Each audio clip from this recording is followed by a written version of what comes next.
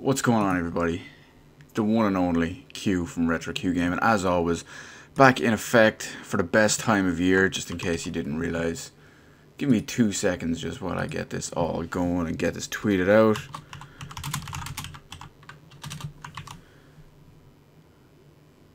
There we go. That should all be good.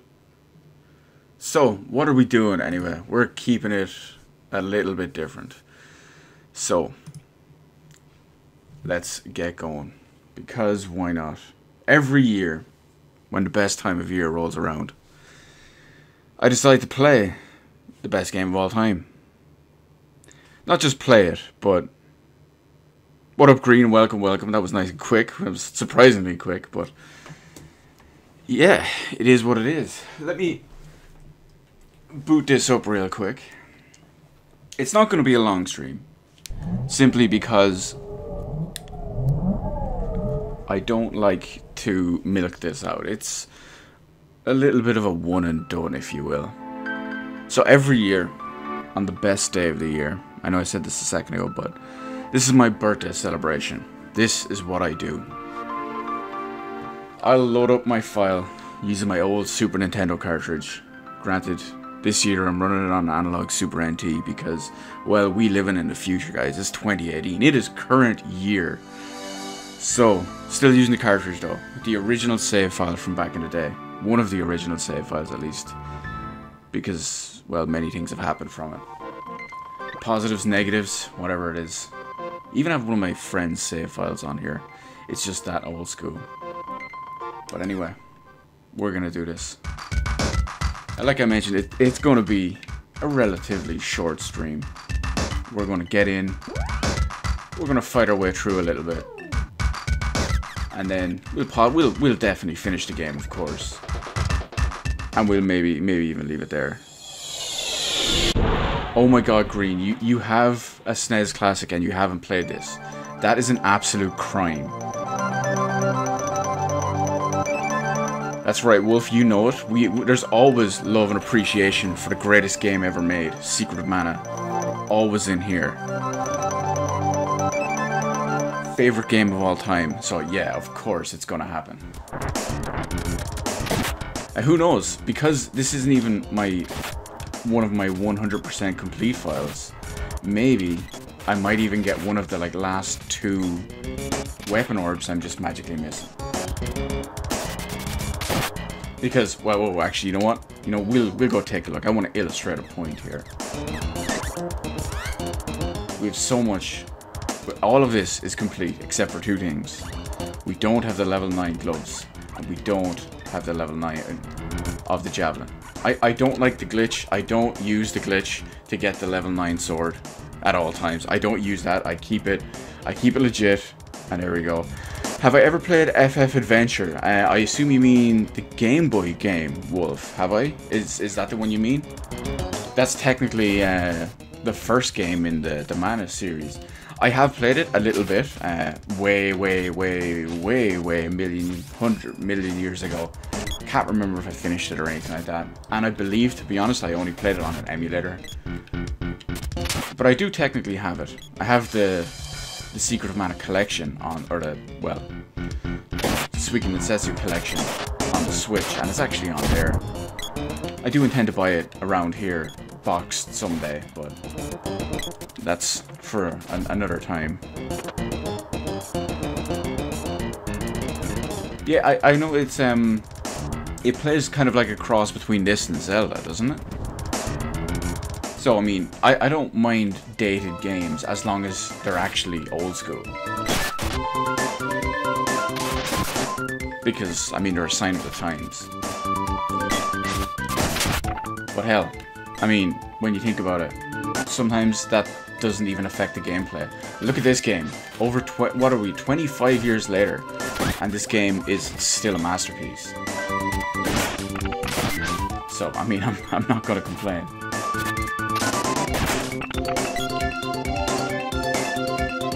So many good games, though. I really need to, I don't know what I'm gonna do next. Because I have so many Super Nintendo RPGs that I actually want to get another playthrough of this year. including, let's see, I've already done Secret of Mana 2. So I want to get in and I want to get Earthbound done. I want to get Final Fantasy 4 done. I want to get Final Fantasy 6 done. I want to get Secret of Evermore done. I'm not going to redo Chrono Trigger. I did that fairly recently. I think it was last year, the year before. And of course, Vampire Capes for days. Because, well, wait a minute. Let me see. Oh, they dropped the axe. I don't think they drop anything I need, if I remember correctly. Ooh, ninja gloves. They would have been handy, you know, way back in the Underground Palace when you first find the ninjas. Because of course, you know, I didn't even show this off. Of course, we are 100% loaded up with the armor. Wait, whoa, hang on. We are not 100% loaded up with the armor. What have I done with this file? That's a needle helm, not a griffin helm. Something is rotten in Denmark. I don't live in Denmark, but something is rotten in Denmark. This is the wrong file. I'm doing something wrong. Fairy's rings, that's all maxed out, that's okay. A power suit and 2 fairy cloaks, that's okay. He should have a griffin helm. Something is not copacetic. But you know what? We'll finish it anyway. We'll go through with it. It's nothing that's actually gonna break my back or break the game. I'm gonna walk over it regardless.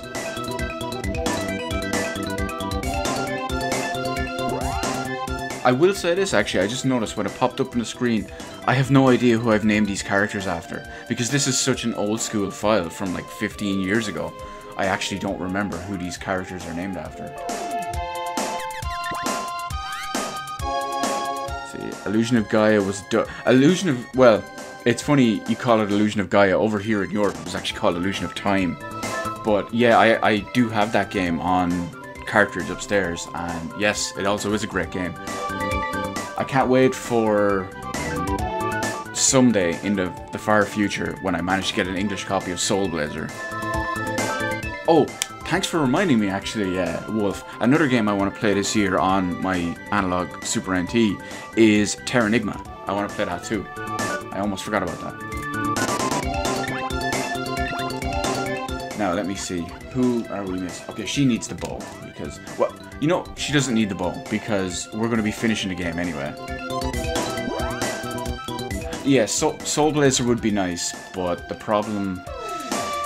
I mean... We all know about the emulators and the ROMs and whatnot for Soul Blazer. That's not a problem. Me, you know I'm an original hardware kind of guy. I want to get a nice PAL English copy, boxed of course, of Soul Blazer. Now the big problem with that is the English version was only released in like 2 Scandinavian countries. And not like in the UK, or not in Ireland, or not in most of mainland Europe. So it's pretty rare, which means it's pretty expensive. Last time I looked at it, it was like €500 or €600 for a box copy. A bit much, but maybe I'll pay for it someday.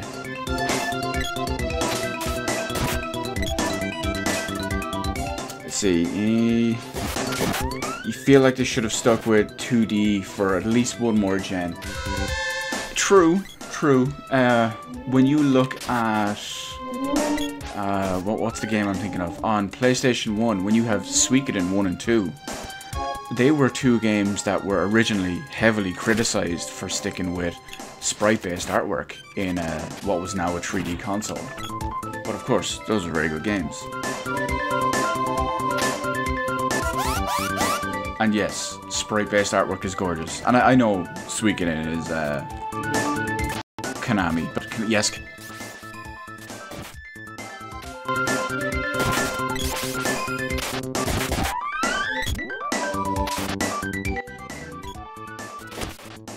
So many great PS1 games in both 2D and 3D. I mean, I just recently finished playing, replaying Vandal Hearts. I'm sure you've been spammed with the videos, so I'm sure you've seen them at some point. But Actually, I'm almost 100% sure it was you that left me a comment about possibly checking it out because you love Final Fantasy Tactics.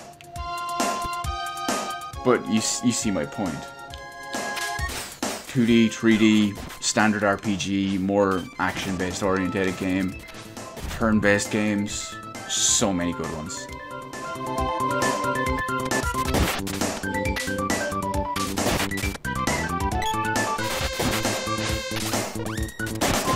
As for a Legend of Dragoon remake, I always question it so much. Simply because when you look at a Legend of Dragoon remake, like, that's a great game on PS1. It's one of the best RPGs on the console for sure. But I don't want them to fuck it up. I mean, I'm really worried for the Final Fantasy VII remake. And I know Legend of Dragoon isn't Square Enix, but anyone can fuck up any remake. I mean, Square Enix fucked up the Secret of Mana remake. Square Enix will probably also fuck up the Final Fantasy VII remake.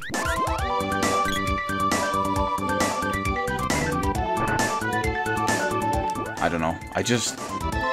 I would rather a game not get remade if they were gonna fuck it up. But the problem is there's not really a way to know that until it's too late.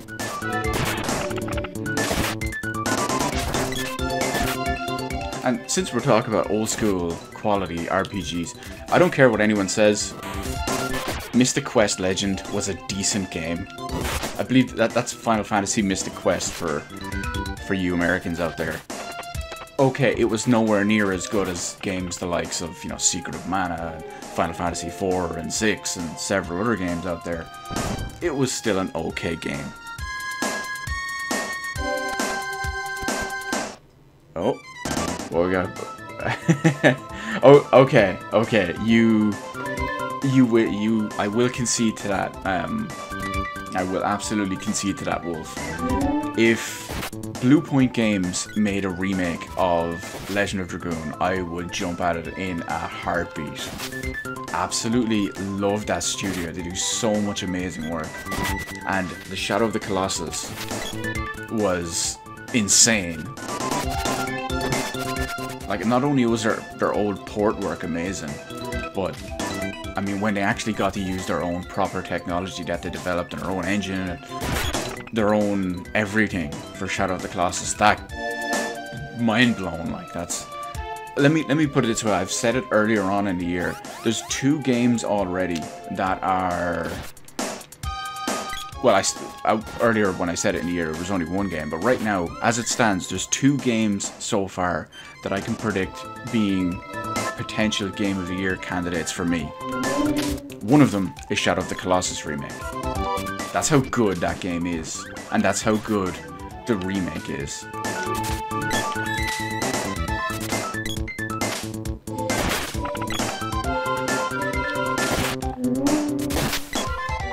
A friend of mine has a theory about Mystic Quest. Was that his theory is, now he's American, so it's a whole other story, and he has a complete different take on it. Because you know how Mystic Quest Legend is kind of, it was dumbed down to be an introduction to the West for RPGs to make them like a little bit easier and all, because they thought Western audiences were too dumb to play them. But the funny thing about it is, he reckons that everyone hates it because they were too dumb to actually get to grips with it and complete it. Now, I don't know if that's true or not, but I just think it's a funny take on it.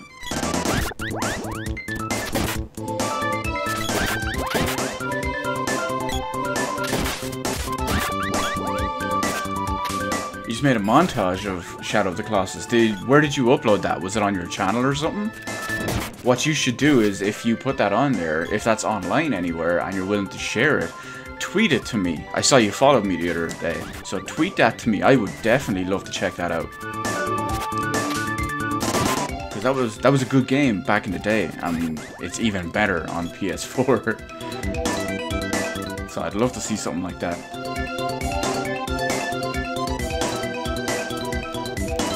This actually feels much shorter than it should. Maybe I'm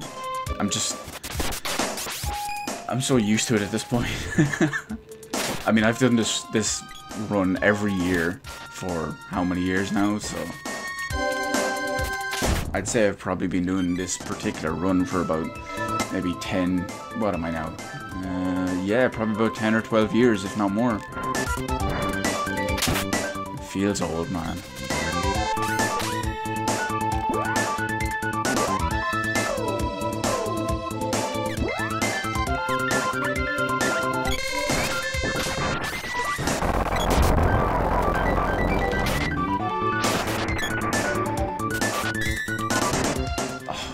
That.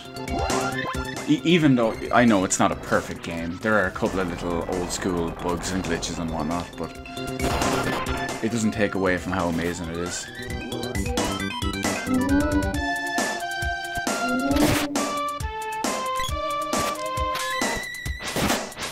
That's why I was so devastated when the remaster or the remake got it wrong.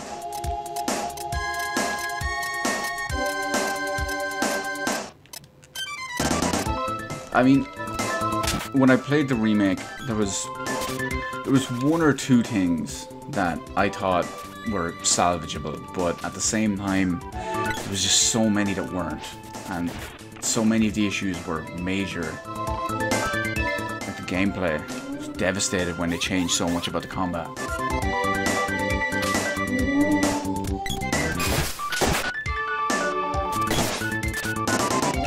But the story, at the end of the day, it's still the same. I think I confused many people by that. When I said it, I kind of did a mini review in the credits and at the end of the game. And one of the things I said was, it's still the same game I know and love, but at the same time, it's not the same game I know and love.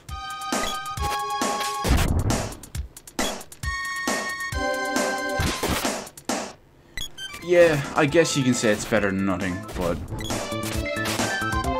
I mean, I'm a little biased, of course, you know, when they essentially do a bad job remaking your favorite game of all time, you tend to take it a little bit more serious than everyone else. But well, am I the core audience for that remake? Maybe.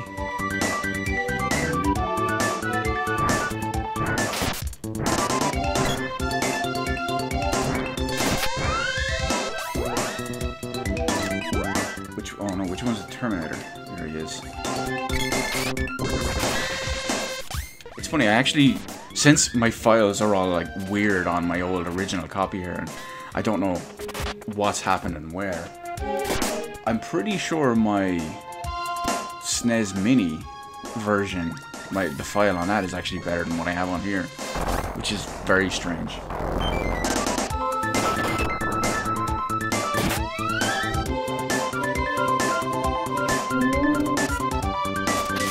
Seem like something I'd do whatsoever.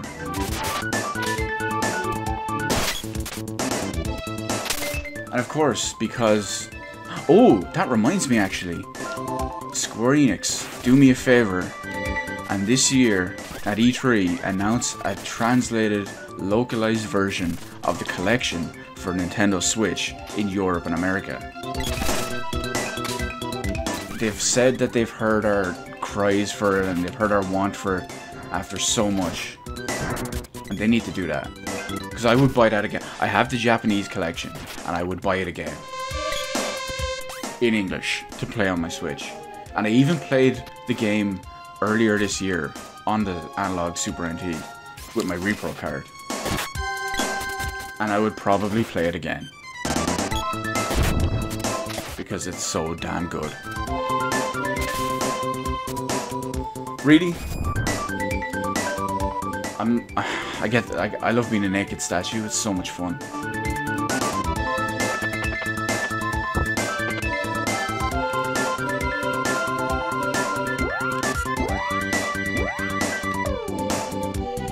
Actually, what else do I have that I need to play on here? You know, now that I think about it, I never finished my my Illusion of Time playthrough. I started it, But I started it on my Super Nintendo, so it was like all low resolution and what was it, like 240p or something like that. It was pretty damn bad. Oh, thank you, Wolf, by the way. But yeah, maybe that's another thing I'll do. Maybe I'll start up a Super NT playthrough of it, of Illusion of Time. You like being stoned too. That's not what I was thinking, but that works for some people. You know me, like, first I was afraid, I was petrified. I can't remember the rest of the lyrics of the song.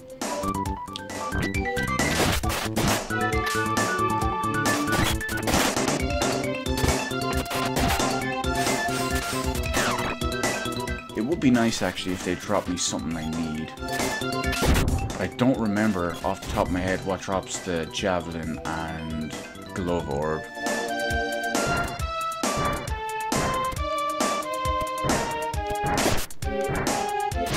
One thing that does have me kind of worried as well is that with the, let's say, liberal remake of Secret of Mana they've made, they could be using that as a baseline to finally release Secret of Mana 2 outside of Japan for the first time, instead of giving us the collection.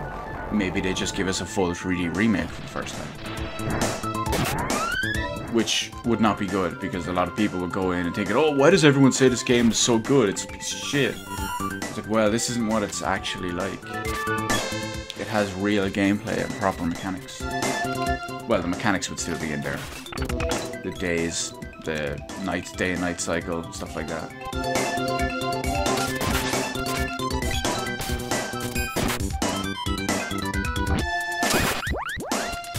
I don't know, I just hope Square Enix do something nice. I'm still very hesitant to buy the Chrono Trigger on Steam, the Steam port. I know they've put in 2 of the patches to restore the old graphics and stuff, but I don't know. I don't know if I can trust it or not.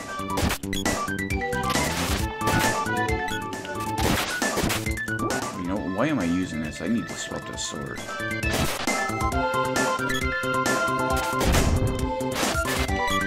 It's funny, there's a certain... Oh no, come on. We're stuck. Oh, we can make it. Legend of Mana. Legend of Mana is the PS1 game, isn't it? I believe I definitely haven't finished it. I don't have a copy of it, because it was actually never released over here. But I did play through some of it, like, I don't know, 10, maybe if not a little bit more years ago, on an emulator. Because we get screwed with that kind of stuff over here in Europe. Well, at least we did back in the day. It's not so bad anymore. I lost my train of thought with what I was about to say.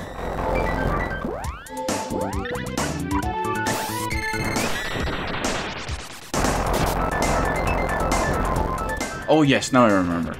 There's a certain, let's call them YouTuber and streamer out there, who is kind of notorious for being bad at games. Obviously, he kind of ruins many games. He plays classic games, well-loved games, because he doesn't understand stuff. He blames everything and he just doesn't learn. And yeah, I'm not going to get super in-depth about it, but he played the remake for this. And he was so bad at it, he never used his magic in pretty much the entire game. And then he got to the last boss with no magic, and no MP, and no fairy walnuts. So he actually got stuck and couldn't beat the boss. Then he complained that he didn't want to redo 2 hours of gameplay for the stream, and he's never finished it, despite being at the last boss. Or at least his previous save file was right before he entered Mana Fortress.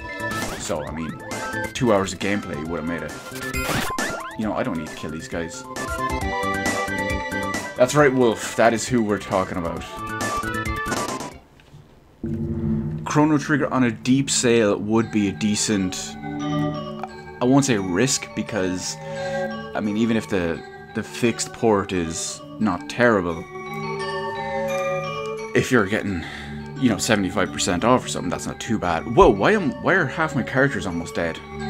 Or at least, well, Sprite is.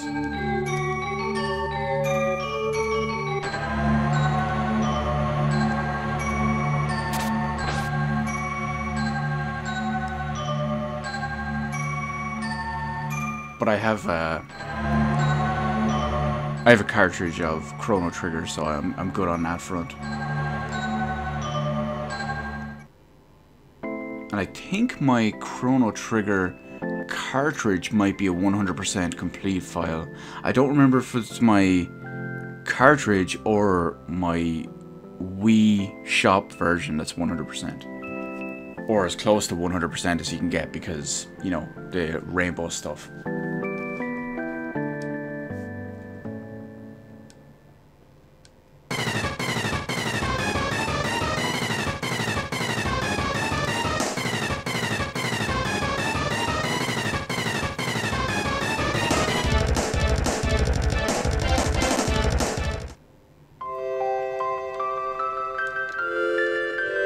Come on, we got this.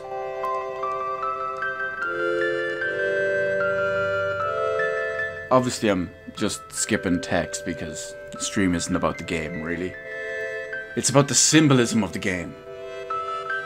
It's about what it represents. And that is what matters.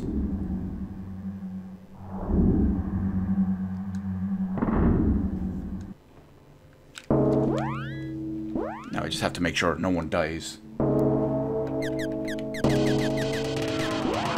don't think the arena is level up enough for this, so let's just spam Fireball. That is maxed out. We might even get the super secret Fireball version.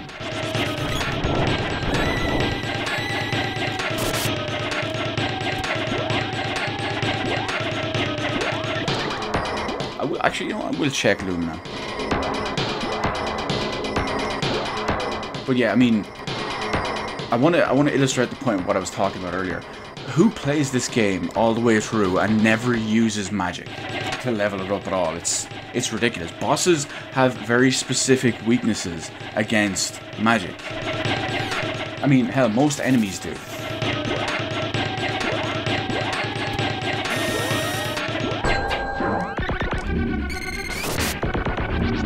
But no, that's just completely, I don't know, what's the word I'm looking for? Let's completely blunt force our way through it. Just completely bludgeon everything about it. I mean, there's a reason why said person is a meme and just a joke of the internet, but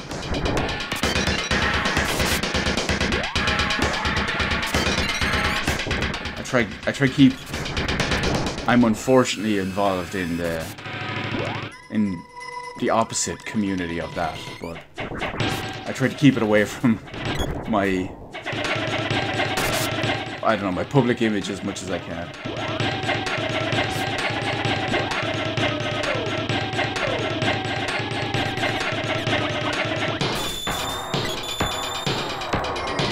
What is happening? Why is everyone knocked out? This is... Oh my god, are you serious? Okay, game. I'm gonna lure him up. Come on. Okay, it's not gonna work. It's one of those, like, stuck in a loop things.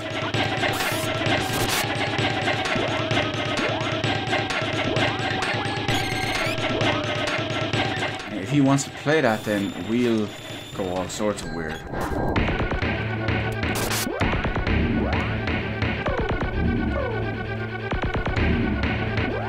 Green, you shouldn't be watching this. What are you doing? You haven't got a chance to play the game yet. Why are you watching something like this? You need to save it for yourself. Although it's probably too late for that now, I guess.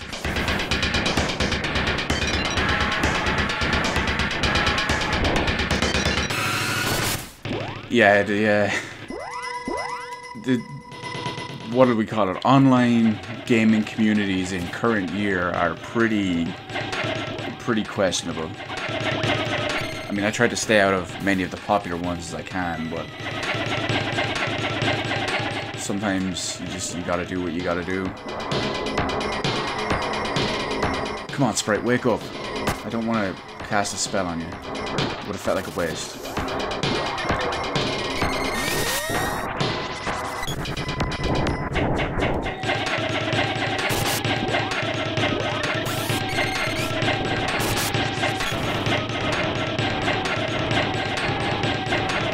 You know, I don't think I saw any of the super secret animation, like special maxed out animations in the remake. But I don't think I leveled up anything to max in the remake.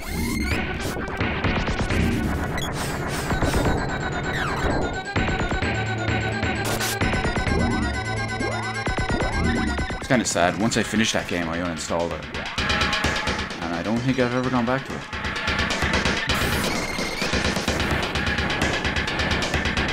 Yeah, social media is all sorts of foobar. Okay, he's almost dead. He's halfway. I mean, I'm not much of a social media guy. I shitpost on Twitter sometimes. But I originally only started Twitter just because of YouTube. Oh great, I think we're locked in a permanent thing here, where he's just gonna keep knocking us out. Okay, no, I made it out at least.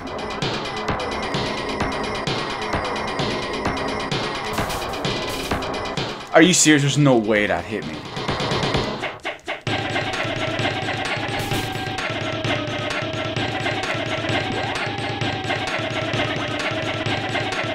Thought I was going to be stuck in a permanent loop there.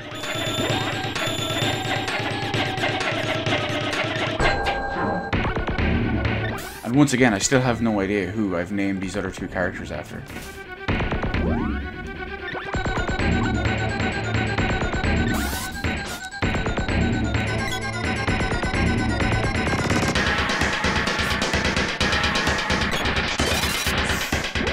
Oh well, that's not even matters. We'll get it done.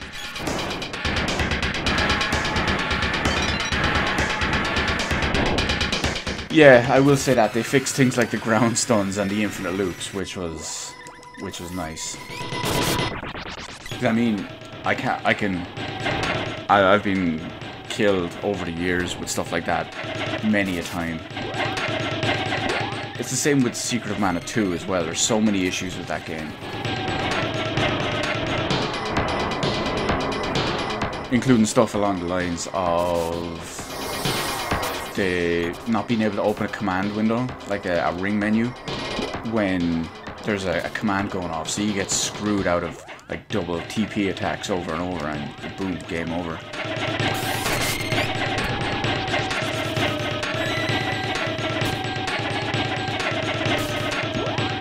That was one of the big reasons that was quoted for not porting or deciding not to release Secret of Mana 2 outside of Japan.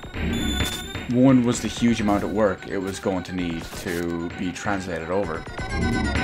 Two, apparently, well, we've all seen how buggy the game actually was, and apparently it was below the North American and European standards of those Square Enix offices.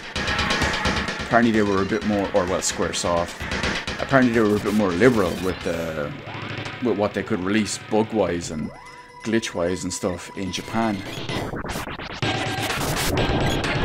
Now, of course, you know, the games are still amazing, and if you could fix the one or two small issues with them, it's unreal. And here we have it. The quarterback is toast.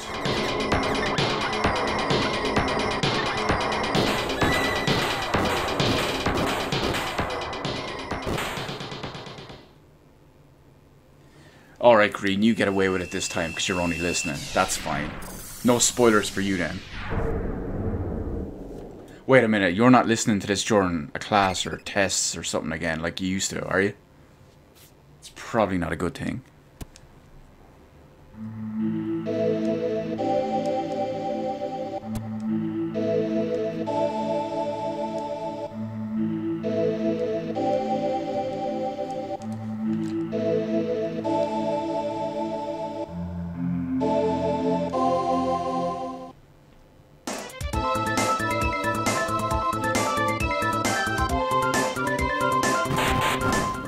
but to finish it all off,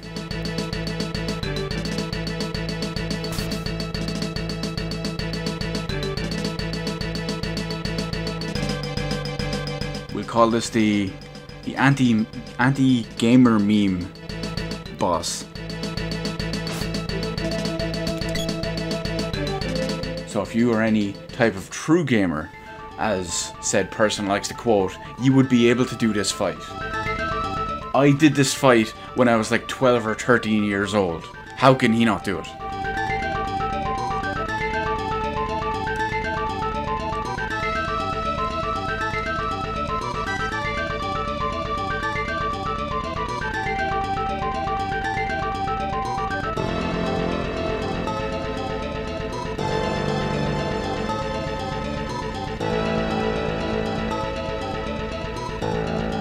This will actually give me a good chance to try out some of the Super NT's extra stuff after this.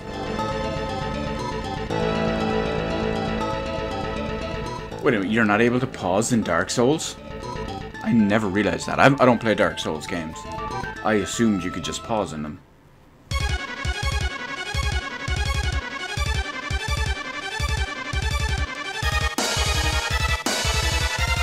Here we go. The proper true final boss, and then we're gonna have loads of feels all over the stream, all over the ending for the game, all over everything. Wow, that is complete news to me. I never knew you couldn't pause any of them.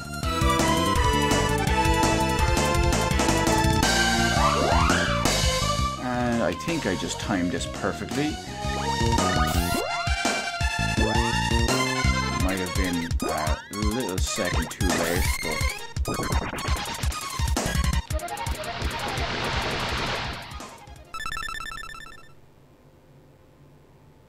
I actually bought Nier about 2 or 3 weeks ago. It went on sale on Steam, and I bought it.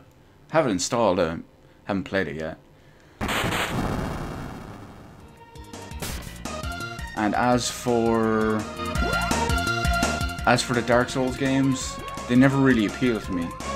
I looked at them and I just thought they're a bit too hack and slashy for my liking. Now I realise there's a bit more to them than that, but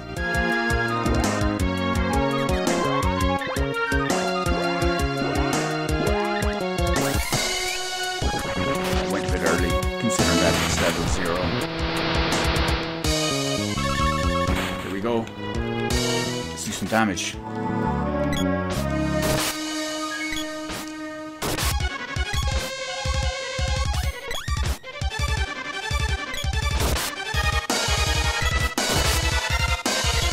I'm not doing all mines. What is this shenanigans?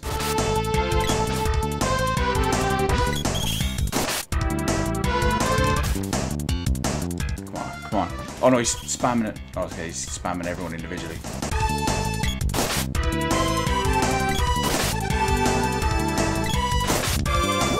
Oh, our magic's faded. Okay, we can reapply it. Oh, the fire mod is for Nier, okay. I've heard about that. I've heard there can be some issues and there's mods and all out to fix it. A lot of people have told me that if I ever go to play Nier, my PC is just so beast that I can probably just power through it, but it wouldn't hurt to install a stability mod.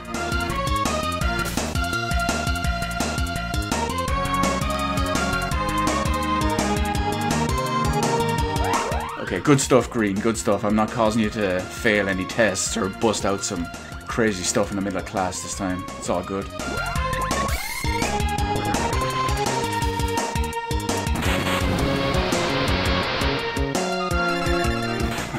I'm gonna have to disagree with your time there, Green. I'm looking at the clock right now and it is 9:20 PM.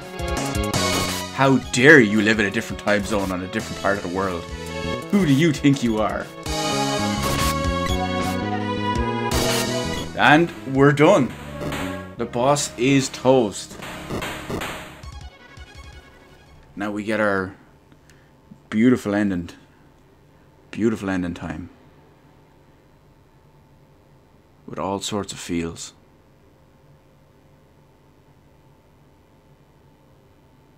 and amazing music. And Mode 7 graphics.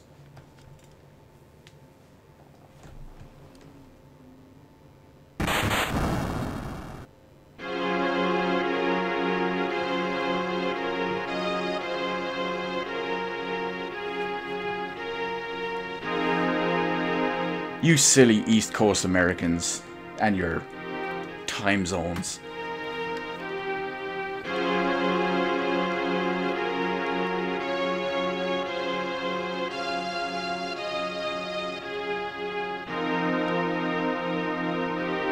This is one of my favorite songs in the entire game.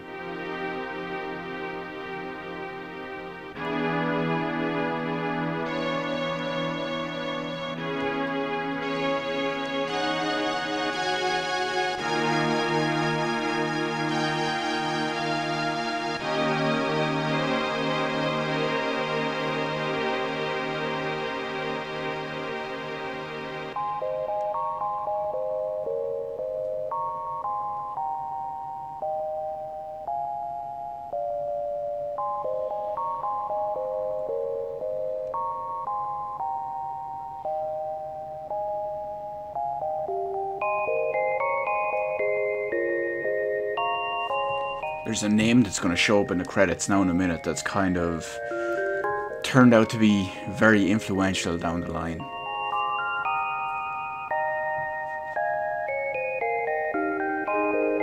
I believe he's the producer of this game.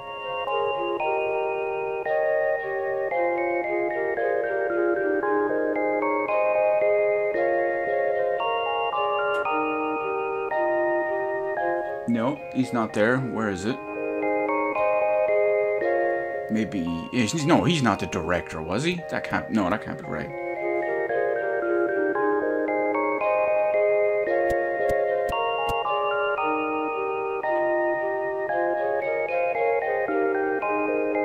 There he is, Hiromichi Tanaka, who later went on to be a big part of the Final Fantasy series and the game director for many, many years of Final Fantasy XI and Final Fantasy XIV. He's pretty much the guy credited with ruining Final Fantasy XI by being stubborn and adamant, and he's definitely the person who sank Final Fantasy XIV 1.0 because he designed that.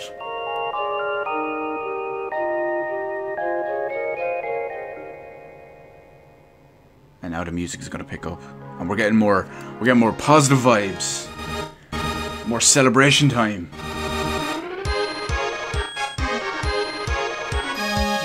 I love the soundtrack for this game. It's so good. So many old Square Enix games just have such amazing soundtracks. Now again, I know I'm a little bit biased, but of course, I love this one probably more than any of them. Even to the point where years ago, maybe like 10, 12, 15 years ago, I imported an original CD copy soundtrack from Japan.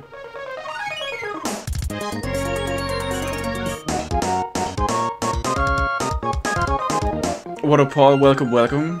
Many thanks for the birthday wishes. This is what I do every year for my little birthday ritual. I don't always stream it. I've tried sometimes, but sometimes my internet just was having none of it. But every year, without fail, I will load this up and do this. My own little gift to myself. I don't usually do crazy stuff for my birthday. So this is it for me. It's my little gift to myself.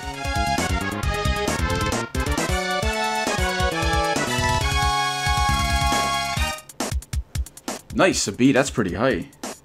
Now you just have to continue getting Bs or higher in your next ones. You and your statistics classes.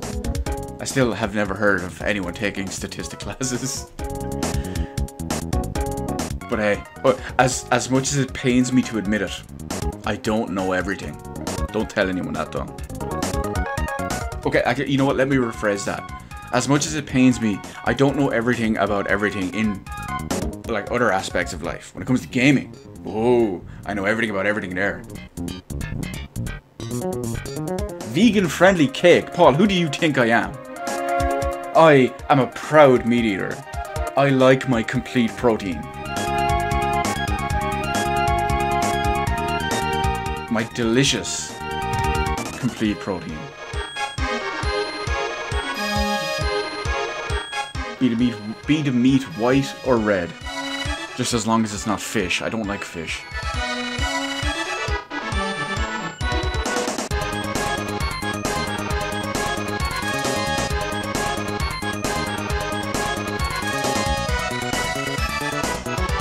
Also, I'll just say this. This is kind of off topic and random to an extent.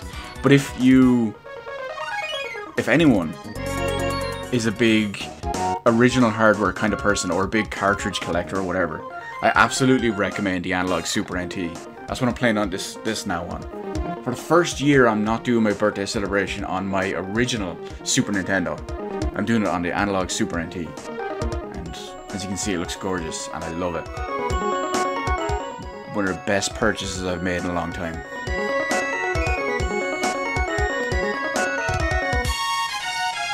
So if you have a lot of Super Nintendo cartridges, pick one of them bad boys up.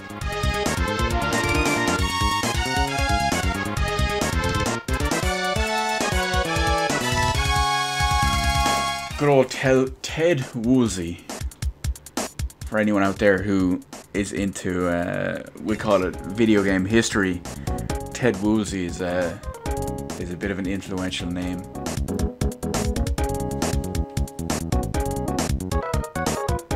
Headed up the translation on many of the old quality legacy Super Nintendo RPGs. And I believe, don't quote me 100% on this because I don't remember the lore around it, but I believe he was the one that convinced Squaresoft Japan to allow his division in Squaresoft America to make Secret of Evermore.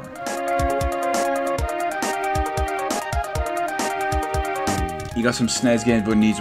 Yeah, see, I wouldn't recommend... Well, what's the best way that I can describe this? When it comes to recommending the Analog Super NT, I highly recommend it because of the quality and the features it offers. But it's not for everyone. Because not everyone wants to pay... Well, what was it? I think it was like $160 or something like that. Maybe even a little bit more. You know, some people just want to go out and buy a Super Nintendo and play it on there. So it's not for everyone, but if you're big into it, it's something to consider. See, yeah, again, you're really only worried about it if you have a big collection and if it's big and important to you. Super Nintendo is my favorite console of all time. Has many of the greatest games of all time, in my opinion, on it. Naturally, I want to see them in the best way possible. Have you heard the rumors, actually, Wolf, about one of the bosses of either Sony or specifically the PlayStation division considering a PlayStation Mini and how viable it is and what they'll include on it?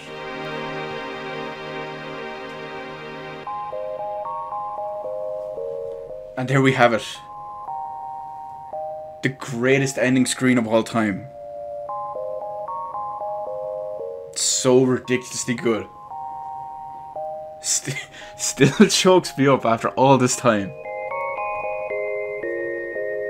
The game is about 25 years old, I believe. I want to say 1993 if you include the Japanese release. I think it was 1994 when it came out over here. 25 years later, it's still ridiculously good. I could sit here and watch this all day. I mean, I will sit here and watch this for a few more minutes for sure. Let's see, blasphemy. What about the mighty 6TB Xbox One X, king of all consoles, most powerful console, what do they call it? Most powerful console on a planet or something like that? But yeah, I mean, I actually was considering buying another one today just because. You'd rather have the PS1 game collections on PS4. Do you mean in old school way or something like they did with Crash and Spyro?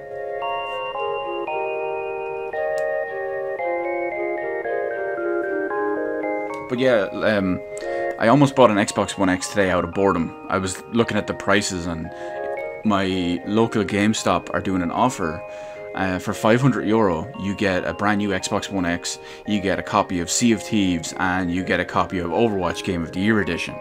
And I don't want either of those games, so I could just instantly trade them back in and put the money off Valkyria Chronicles 4 Collector's Edition, because Amazon won't ship that to me, so I have to buy it here, which sucks.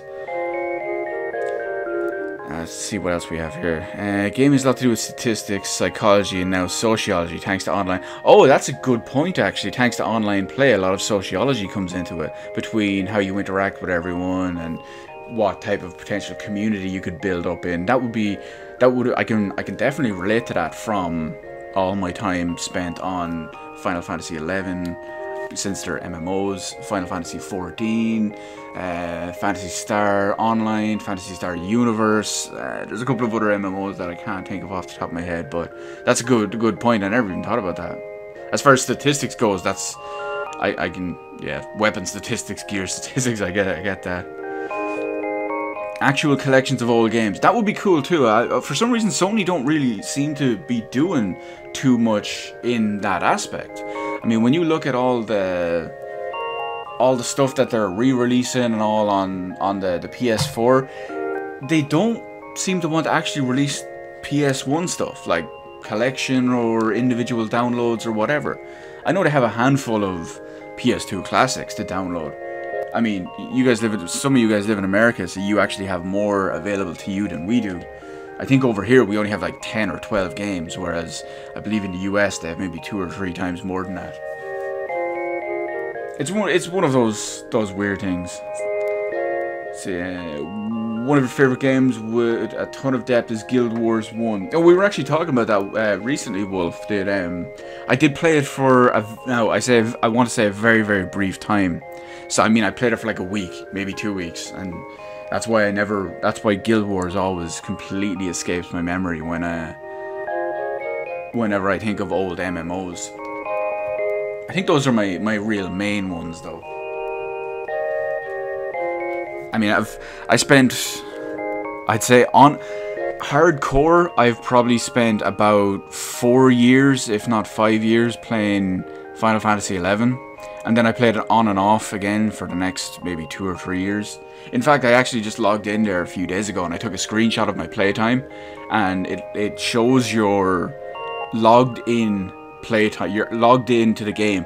Cumulative. Can't get that word out today. Playtime. And it's at something like 540 days, which is like 13,000 hours. I worked it out. It was kind of almost embarrassing. But I mean, it's not all bad. I'm not going to say that. I mean, sure, many people out there. I wouldn't recommend trying Final Fantasy XI now, Wolf. It's a very, very, very different game than it used to be. Up until about 2012, 2013. Well, actually, let me go back even further. Up until about 2010, 2011, it was really good. And then it got really, really stale because they were really focusing on Final Fantasy XIV. A lot of the development team was moved off it. A lot of the development resources were moved off it. The guy we mentioned in the credits here, Hiromichi Tanaka, the previous head of Final Fantasy XI, was actually moved off it onto Final Fantasy XIV. And that was so many issues, and the game got stale. It lost millions of, well, not millions, but they didn't really have millions. It lost a significant chunk of its player base, so they completely shook the game up in a completely negative way, and it's now way more fast paced and way more casual friendly. You can like start in one day and catch up to modern equivalents in one day, whereas back in the day that would take you 6 months at a very quick hardcore pace. But yeah, it definitely is a shame, because I mean, I spent so much time in the old slow hardcore side of it. Back then you needed to develop friendships with people. You needed to have communities with link shells. They were like the guilds. You needed to have that, and you spent so much time with these people. You were spending 2, 3, 4, 5, 6 hours just doing a specific event on one day, that it really built up, and that's something that's completely void from the game now. So what do we got here? Rumored 2018 Sony E3 leak says PS2 and PS3 backwards compatibility. I'd be very surprised if that happened. It would be promising, but I would be very surprised because of an architectural standpoint. I realized they could go out of their way to actually put the work in and make it happen, but I do kind of question it. So you get the Xbox One X this Christmas with at least 5 games plus extra controller bundled for original launch price. That would be nice if they did that. That's one of the reasons why I didn't buy it today, because I wanted to wait and see what they could potentially offer as like new bundles and stuff at E3. So that could give me a reason to buy it, or maybe they'll announce a new bundle that's going to happen at Christmas and then I'll buy it. Of course, the big problem is whatever they're going to announce game wise, I can get on PC. And I have a very high-end PC, so it'll play better on my PC than it will on my Xbox. But, I don't know. I mean, I still don't even have my Xbox One connected up. It's still upstairs, just sitting on a shelf beside my 2 PS3s. So, yeah, that's how much use I would get out of my Xbox One or my Xbox One X if I bought it. It's kind of why I talk myself out of it. But I do silly things. To quote a certain person we were talking about earlier who shall remain nameless, and one of his epic memes, or epic inadvertent memes, like, I have no fucking self-control. So, unfortunately that's kind of true for me, but yeah, I'm a bad poster boy for self-control. But that's going to change this year. It's going to change this year. I'm 1 year older today, and starting tomorrow, I'm being good in every aspect of my life. So I'm going to be good when it comes to all of that stuff. I'm going to be more, what's the word? I'm more responsible and more restrictive and more reserved. That's the word I'm looking for. Reserved on my spending on silly stuff, and more importantly, I got to slow down on retro stuff. Now, I mean, I can afford it all. That's not the problem. I never have money issues, but it's the principle. I don't want to be one of those people who just constantly spends all their ridiculous amounts of money on ridiculous amounts of stuff. I don't like to do that. I like some modicum, what's the word, modicum? I think it's modicum of like self-control and restraint, but yeah, you know how it is. They'll probably, yeah, that's all I do.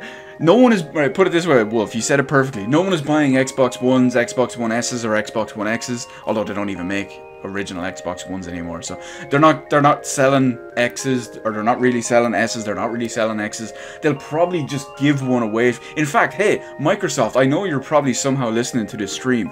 Hook me up with an Xbox One X, and I will gladly play that every day on stream for you. Just because. And, you know, reasons. Well, I know, right, Paul? I'm very, very humble when it comes to my high-end PC. I never mention that I have a high-end PC. Because why would I ever mention that I have a high-end PC? I would never mention something like that. I need to open my window. Give me 1 second here. It is very warm in here. I hate summer. It's way too hot. Now, hopefully, you guys don't get blasted by the sounds of everything driving by on the road. If you can hear all that stuff in the background, let me know. I'll close the window again and roast to death because, you know, why not? But that's beside the point. That's beside the point. I'll suffer through all of this anyway. Well, I should say suffer through. I love doing this. It's not suffering at all, really. I'll sit here in 40 degrees. No, okay, 40 degrees I would be dead. I'll sit here in 25 degrees and just shoot the shit with everyone all night. It's perfectly fine. Now, what I am going, having said all that, I'm going to try something different. Hopefully, it doesn't kill the stream, because I don't know how it's going to work, but hopefully it doesn't kill it. Let's try this. Now, where did I put my headset? Oh, there we go. So let's see if I can quickly switch over without breaking something. I just have to readjust my sound and whatnot here. Plug them back in. Turn this on. So let's try boot up Super Turrican Director's Cut. And hopefully it doesn't kill the stream because of a video switch output. Fingers crossed. Okay, it didn't. We're still alive. I figured it would be more interesting just to play something randomly than just sit on the end screen and shoot the shit with you guys for ages.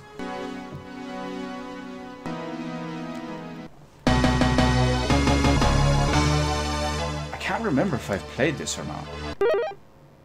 It comes pre-installed on the Super NT, but...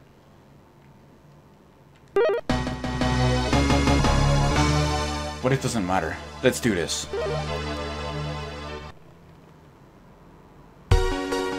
Have I seen Infinity War? You know, I still actually haven't. Funny enough, I watched Black Panther tonight. I know, you're gonna give me shit because... Wait, why does my headset sound really weird? Okay, I didn't have the... Well, what are they called? The noise cancelling turned on. So yeah, I watched not Infinite War. I watched Black Panther tonight. Like I said, I know you're gonna give me loads of shit about it because... When did we talk about it? Like a few weeks ago? That you were trying to get me to watch it, and I just never got around to it. But I really did intend to do it.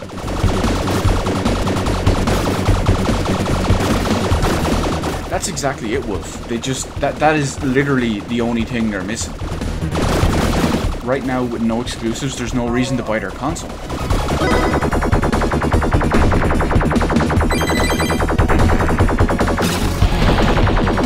Shenanigans. Whoa, what's happening? I'm being blown around. The wind just murdered me while I jumped.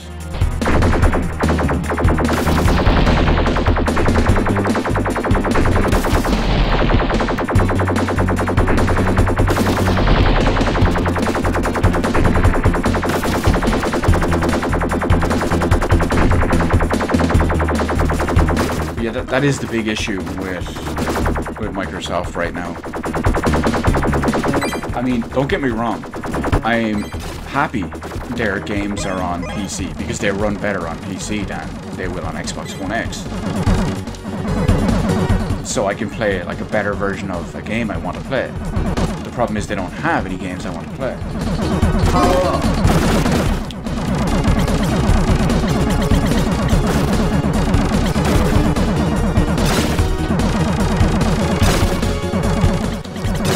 Okay, they're coming out of there, so let's kill that thing. Oh, let's not. Let's die horribly. This game isn't my forte, guys, as you can see. I'm more of a Mega Man X guy. As I'm sure you already know, considering I streamed the entirety of Mega Man X in one go. I think I died once, and it was 100% Hadouken run. That game is my jam.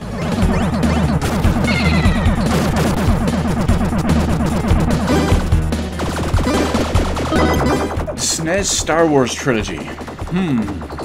I've played Super Empire... Well, is it Super Empire Strikes Back or Super Return of the Jedi? I played one of them. I don't remember which though. I want to say... It was Empire. But it was so long ago, I just don't remember. Now, unfortunately, I don't own any of the 3 games.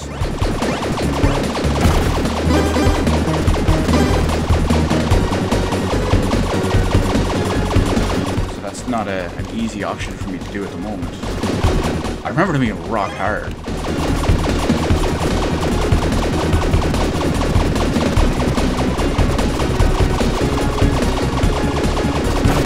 I'm sure they're probably expensive these days.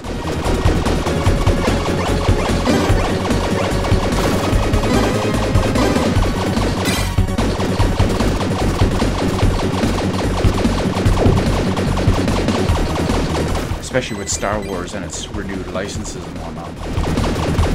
Although, that didn't really do much difference for the... Oh no, I didn't mean to do that. That didn't really do much difference for the price of... Oh, what's that game?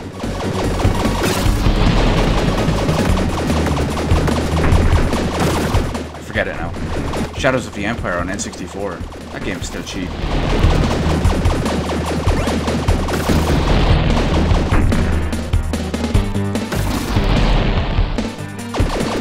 Oh really, I have to dodge this guy and lightning and the wind? I hate you, game. Oh my god. Game, why do you do this to me? If only this was the SNES Mini, I could just turn on Mega Man 8. Oh, it did it again. It blew me back. You know what? Let's go. More shenanigans. Super Turrican 2.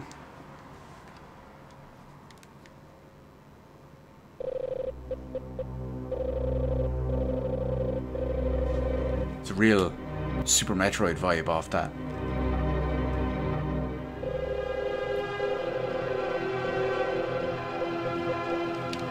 Well, Paul,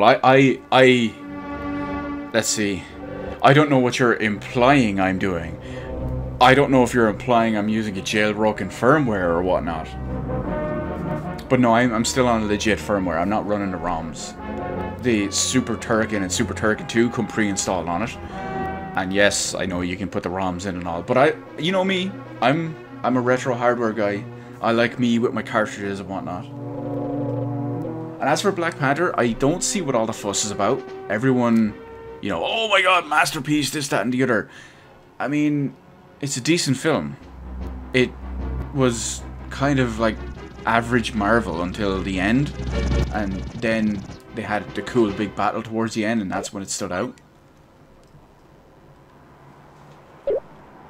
Surround sound, yeah, baby. We're on a Super Nintendo with surround sound.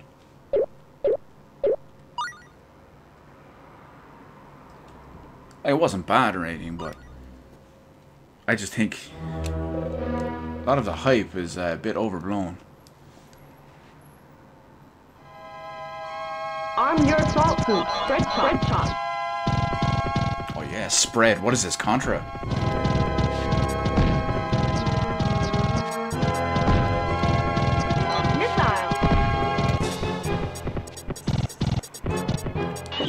Whoa, I can go all Super Metroid and turn into a ball.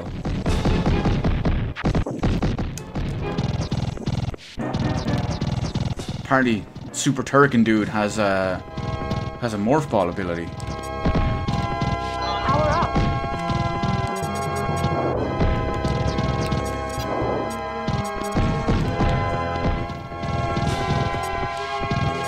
Now I just need to see Infinity War. Which I'll do sometime soon.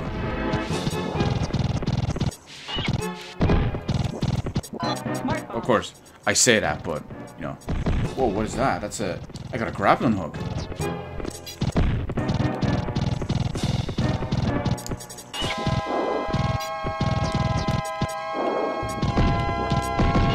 This game seems more refined than the first one.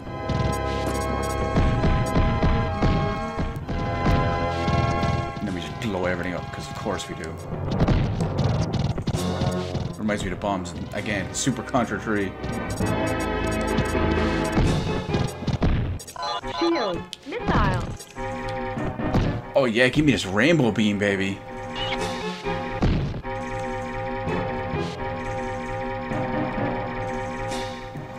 Trust me, Wolf, we all need to go to arcades. The problem is how hard they are to find. I am so jealous of Americans because you guys can go to, I want to say it's called the Galloping Ghost. I think it's in Chicago. And it's like one of the biggest old school arcades in America. What the hell is this vehicle? I need one of these in my life.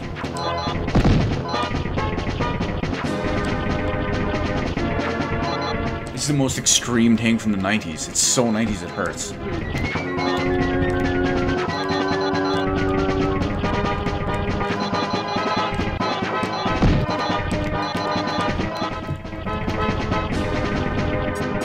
I should be reading comics right now, but instead I'm doing this. Ah, I died.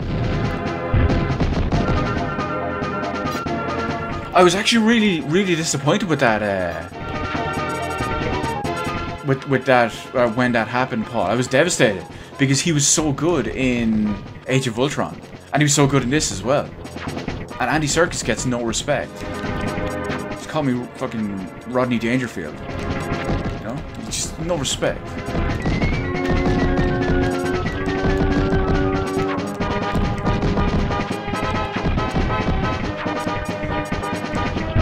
It's a shame. Andy Serkis deserves more recognition. He does so much. Like, he actually acts, and he does motion capture and all as well. It's pretty impressive. Rebound. Spread shot activated. Rebound. Spread shot activated. Danger.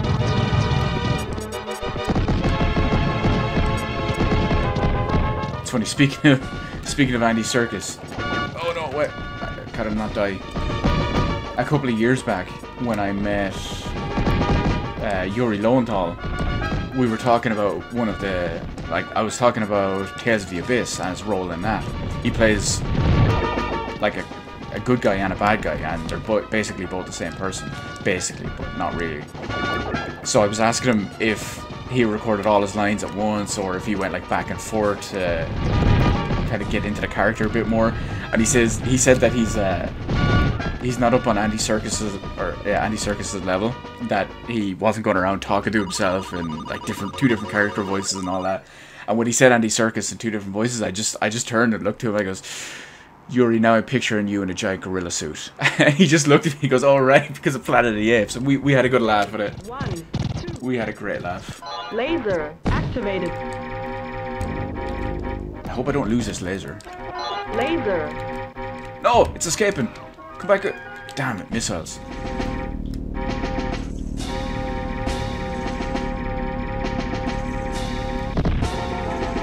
Oh, nice, nice. What kind of games do they have in there, Wolf?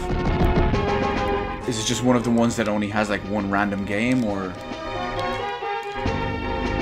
Oh yeah, I can go grapple and hook up this wall like it's Contra again. Although I was always bad at it in Contra 3.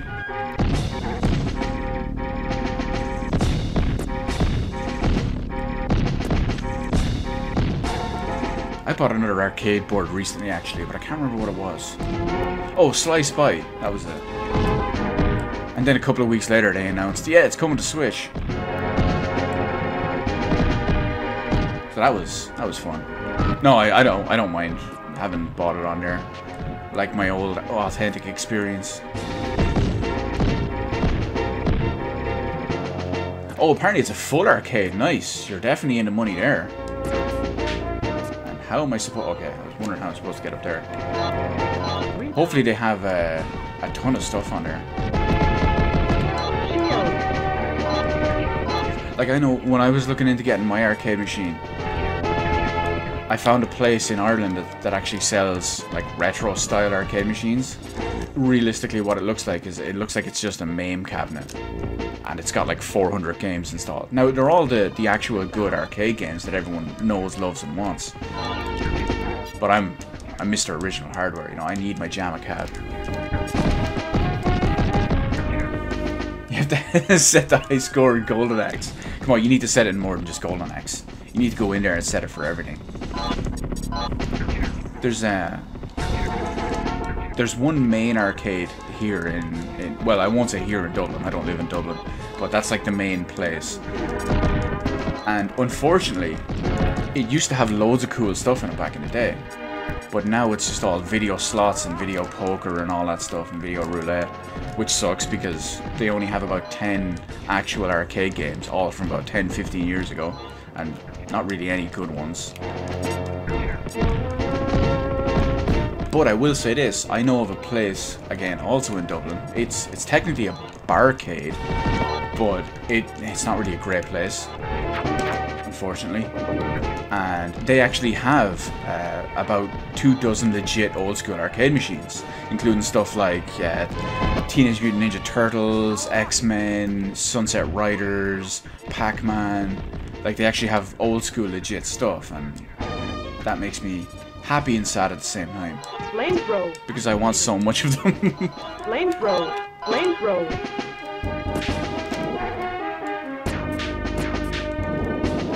I was actually playing some of those arcade games the other day. I recorded them for to use for some footage because they were released on like 360 and PS3.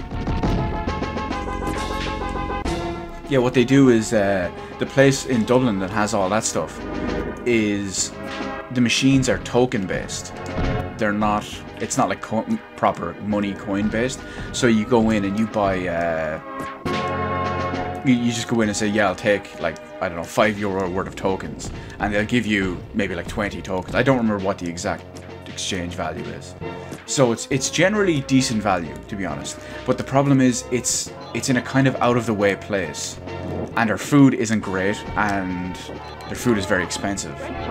And you can't really just go in there to hang out and play on the arcades. I mean, you can, but it's... Oh no! Whoa, that was close. I mean, yeah, you technically can go in and just play on it, but it's not the kind of place you would. You'd want to go in for a good... Oh, shit. I thought that was a wall I could latch onto.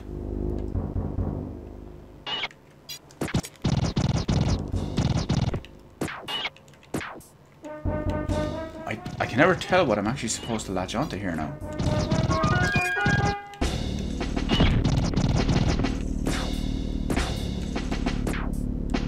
I think I can latch onto this, but I'm afraid.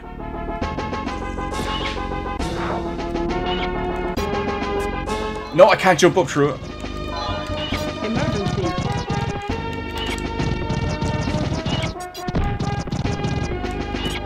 One up. I don't think I can grab onto that one. My bullets are going through it, so...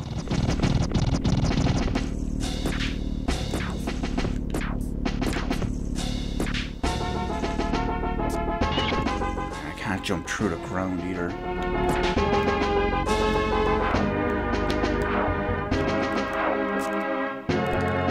Oh, wait a minute. We have this now. Thunderbirds are go. We realize what we're doing.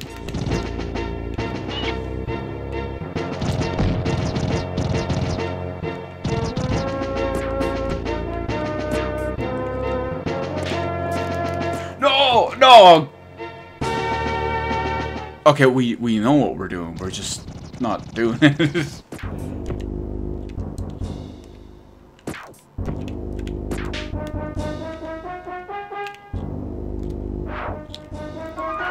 Okay, guys, I'm a professional.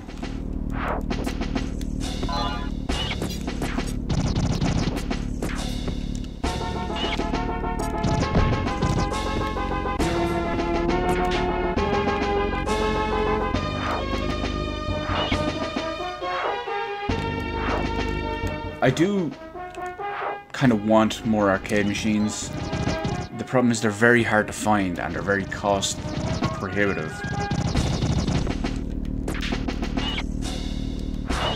You don't really just stumble on a cheap arcade machine. It's a very specialized piece of equipment.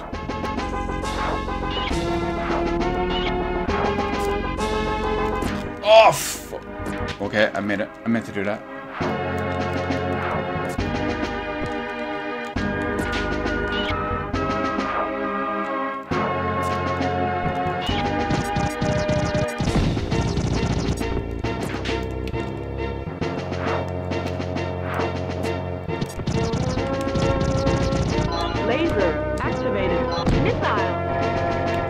This is what I'm talking about. Give me that laser. Sharks with frickin' laser beams on their head. Oh no! Oh no! Fuck my life.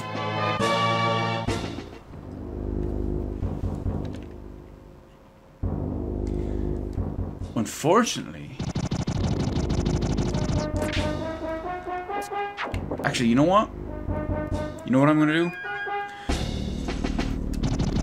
Anyone make a suggestion for random Super Nintendo games, and if I have one of them, I'll quickly grab the cartridge and I'll swap to it, just because. Oh, wrong button! Oh my god, I just saved myself.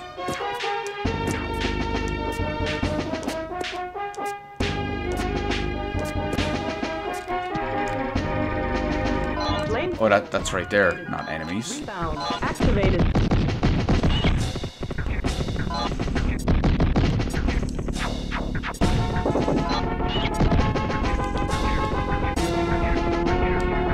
Come on, hurry up and die.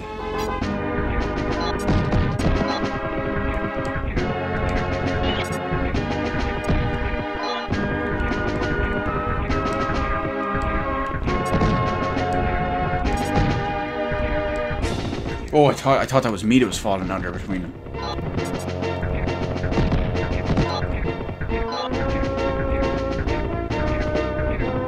Oh, and if anyone wonders why I haven't been playing the... Wait, what do we call it? The Street Fighter collection. It turns out the PC version of it is broken to shit.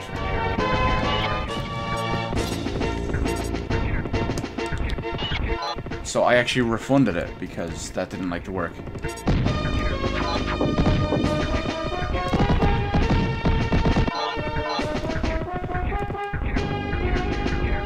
That big like nuke attack is what I'm now calling my Starship Troopers attack. Oh, I nearly fell down there to my death. That is not what we want.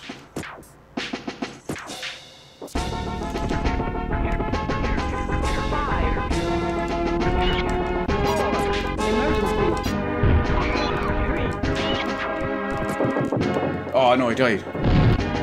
And it's my Starship Troopers attack because I'm from Buenos Aires and I said kill them all. Well, I am dead. Stage. Okay, you know what I'm gonna do? Wait, let me pause the game real quick. I'm gonna run to the other room and I'm gonna take a quick look at my cartridges and I'm gonna grab something that we can play that's gonna be a little bit more, I don't know, interesting or different or chill or something. I'll be back in like 30, maybe 60 seconds. Be right back, guys.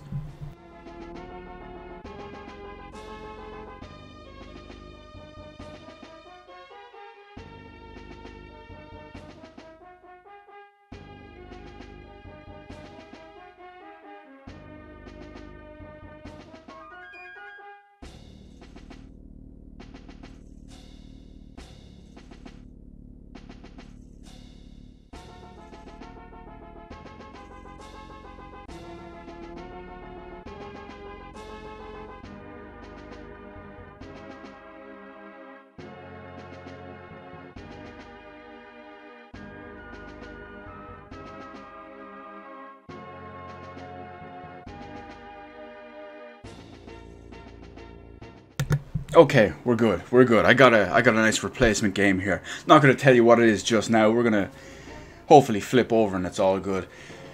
Now I will say one thing: changing the cartridge. Because we're not using the cartridge on the Super NT, it should be fine to change it and not lose the stream. If the stream does magically go down for some reason, it'll be back up in like 30 seconds. So let me give this a try.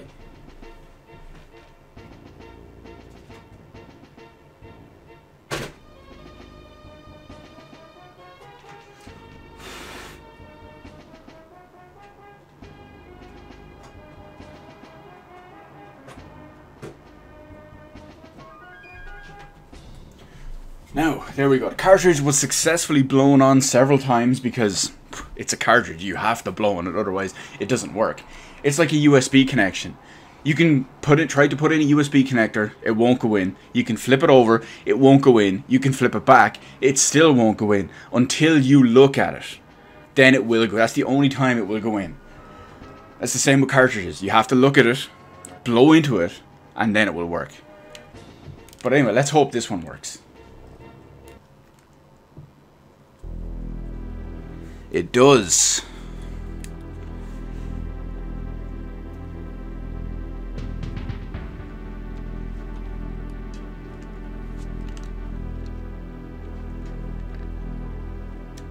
This is a game we should all know and love.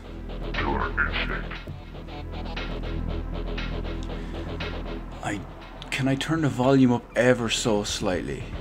Let me know if the stream volume becomes too loud or it overshadows me or whatever. I just turned it up a small bit just because the music is so good.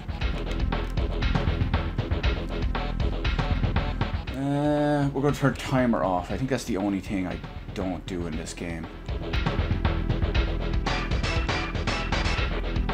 There we go. Just before we get into a quick little fun fact to note about, let's see, it's the end of May. At the end of March, start of April, me and a friend were at Comic-Con in Dublin, and they had a retro area set up. There were a bunch of NES, SNES, Master System, Mega Drive, etc. Things like that. Me and him sat down. We played some Killer Instinct, because there was a SNES with Killer Instinct on it anyway. He reluctantly played me, because he doesn't like to play me in Killer Instinct, because I bodied the shit out of everyone. And I beat him so bad, he put the controller down, and he just said, "This is why I don't like playing with you." Feels bad, man. Anyway, let's kick some ass. Combo's my boy, so.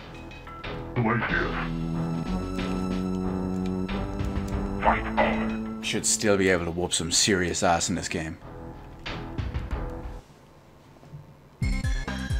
Ready. Remember back when Rare actually made good games? I know, long time ago.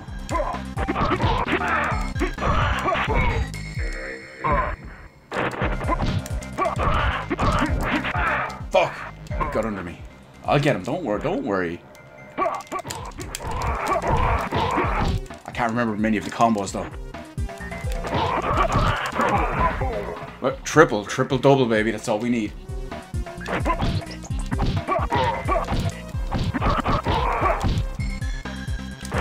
I got you, Glacius. Go back to your own frozen planet.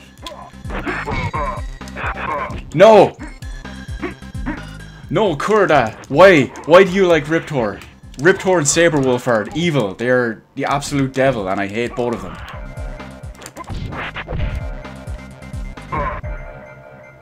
You're not allowed to like Riptor. That's no fun.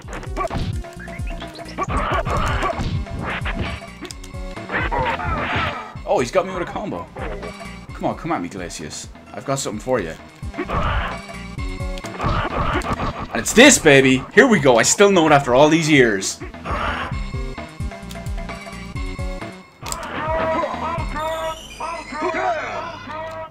And yes, that is why my friend does not like to play me, because I did that to him in public. Oh, okay. Oh, okay, Kurda, that is a little bit understandable. Because yes, dinosaurs are awesome.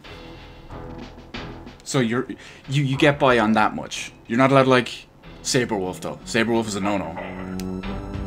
A friend of mine mains Saberwolf. Not the guy I beat the crap out of in the game, but a different friend of mine mains Saberwolf. And I hate him.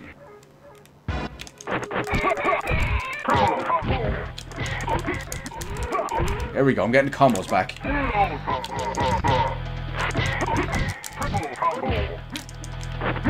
It's coming back to me. I got this.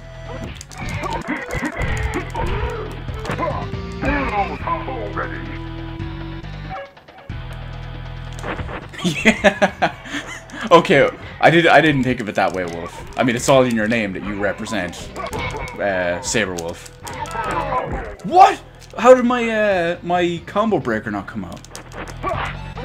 Maybe I was just too late when I missed it. Awesome combo, 8 hits, baby. We're going for the ultra again, though.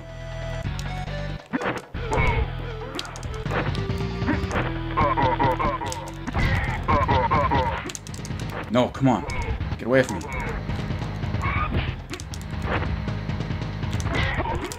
Oh no, I missed it! Oh, it's too late. I disappoint myself. I'm absolutely hanging my head in shame right now. You can't actually see it, but I'm legitimately hanging my head in shame. It's not often I mess up an ultra combo.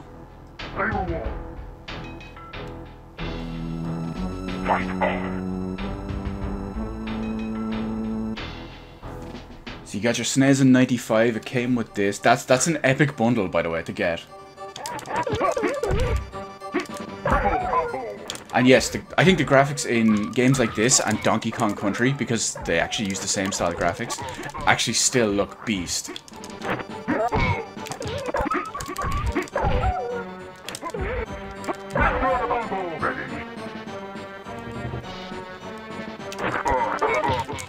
Don't worry, I'll get him this time though. Especially because it's Saberwolf, who's like probably my #1 hated character in this game.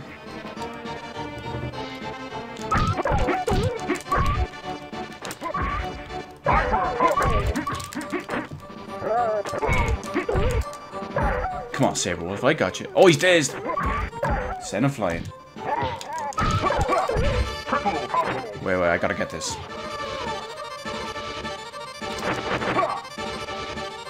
Come on, get in close to me. No! Well, how have I missed 2 of these?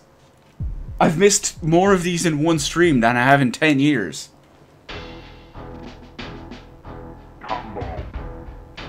And yes, Donkey Kong Country games, not only do they still look fantastic, but they still hold up gameplay-wise as some of the best platformers of all time. Ready.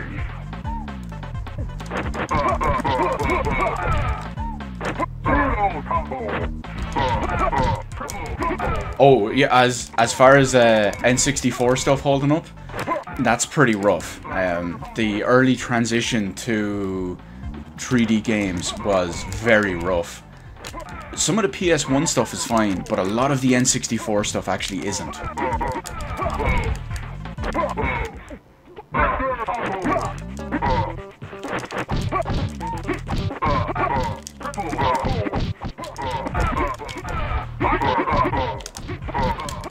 Oh, he countered me!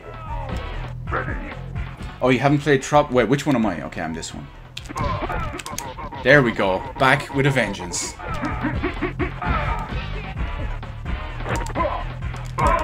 Missed him. Tropical Freeze. I played it on the Wii U. It was okay. Everyone is just giving it a much higher score because it's like, oh, when it was on the Wii U, it was a 5 out of 10, but now it's on the Switch, so it's a 9 out of 10. It's an okay game. It's not bad. It's probably like a 6, 6.5, maybe a 7 out of 10. But don't let everyone riding the Switch hype and fake reviews and all that, don't let them fool you. Ready.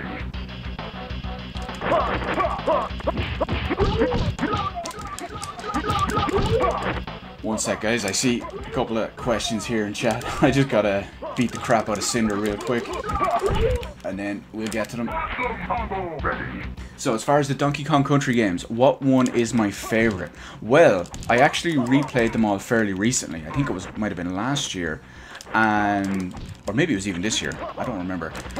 But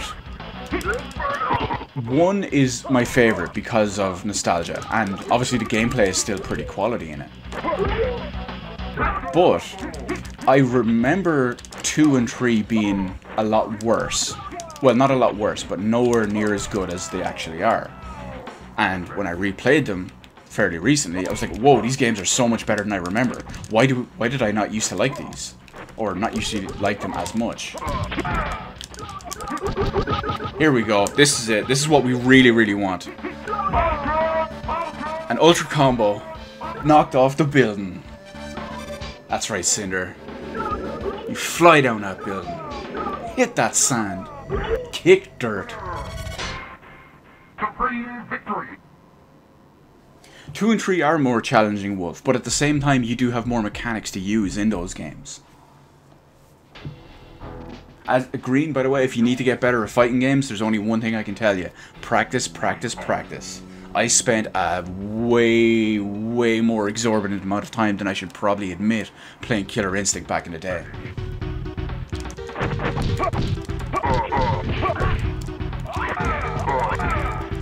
Jago's whooping my ass, haven't said that.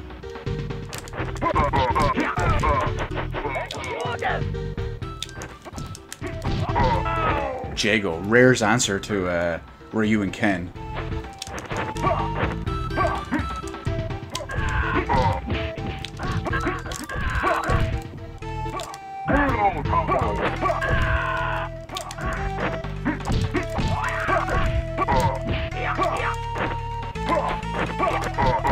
No way. Come on.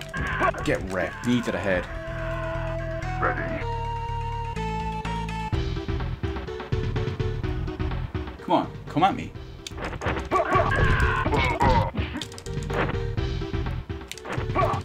I really need an arcade stick for the Super Nintendo.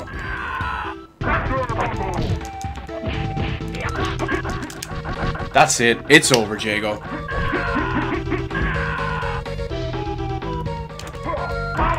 I I always miss him with that one.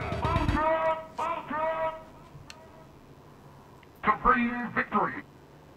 You played through all 3 Donkey Kong Country games a little over a year ago with your wife, and they all hold up really well.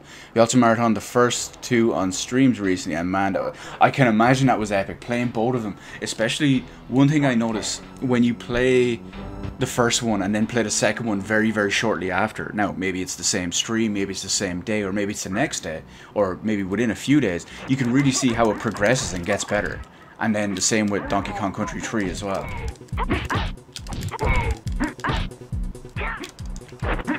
Now guys, I know Orchid is so incredibly detailed, lifelike and hot. I'm gonna have to restrict this to an 18s only stream.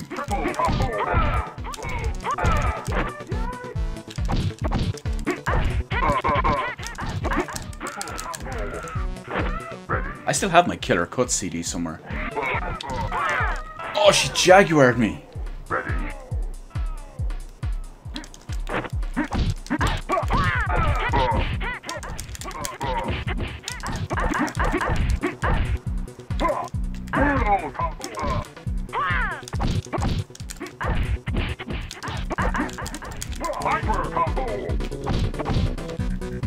I have to get her. It's done. No, it's not. I missed it. That's the best I can do. I can never remember the ultimate combos or anything though. That's what kills me. Ultra was always my jam.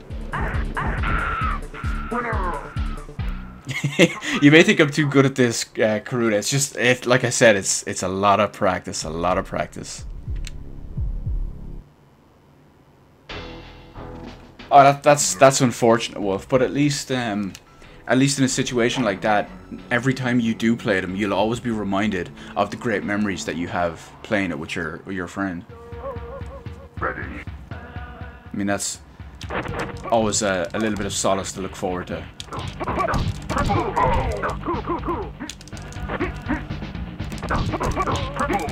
Okay, I'm pressing the wrong button here. Here we go.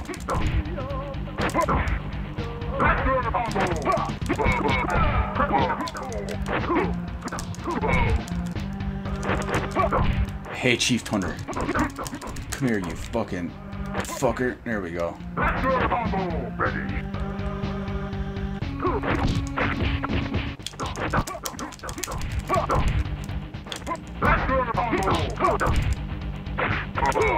Oh, I tried to roll under it, but I was too slow.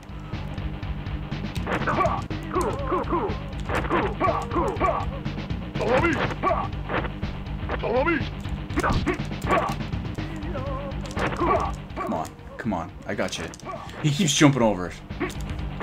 And then I mess it up. Wow, I can't get it at all now.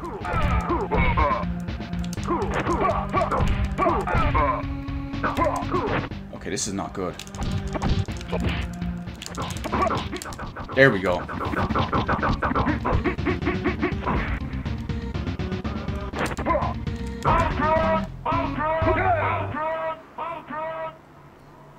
And yeah, Karodi, you see my point with that. I always feel like when you play a couple of good games and then, you know, one of them is still really, really good, but it's just not as good as the other, it always feels like it's an injustice to say, oh, you know, it's my least favorite and all. I really hate having to say that. I mean, I get what you're saying, but I always feel bad when I say it, because it feels like I'm implying that it's like not as good, or that it's not good or at all.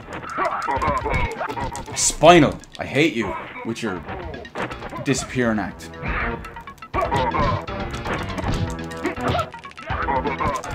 And your fucking combos. He's kicking my ass.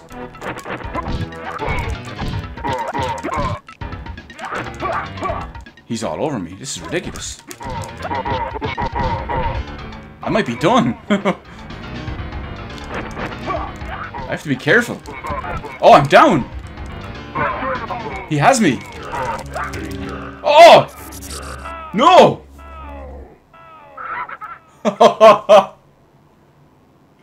He got his finisher on me. That's something you don't see every day. Combo. Final. Fight on.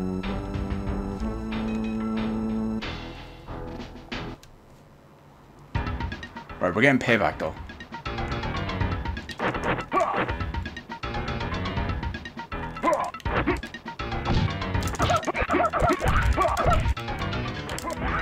Here we go. We're calm and collected payback.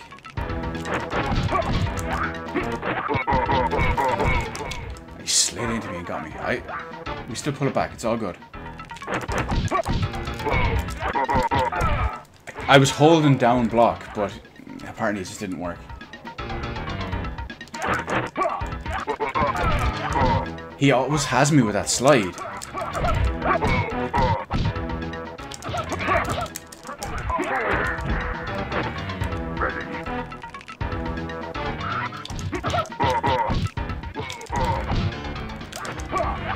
This is bad. Come at me, Spinal.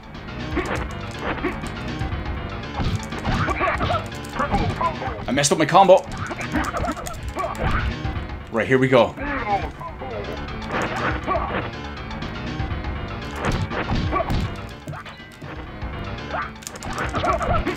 Yes! We did it! Is he going off? Is he going off? He's not. Yes! The ultimate insult for beating me. He gets ultra off the edge. Break that spine on the bridge. Supreme victory.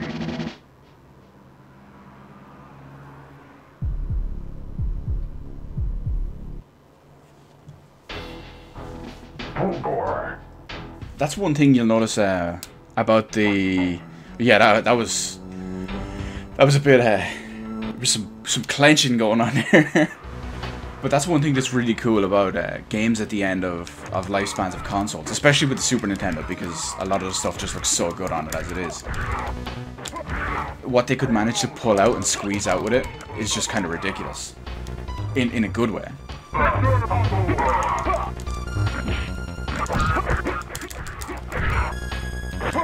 Except for the likes of Star Fox 2. If you've ever seen Star Fox 2, that game is rough. I mean, I realize using 3D graphics on a Super Nintendo. Oh! On a Super Nintendo, and what they could do with that was a bit questionable, but I mean, we're looking at the game running at 12 frames per second the whole time.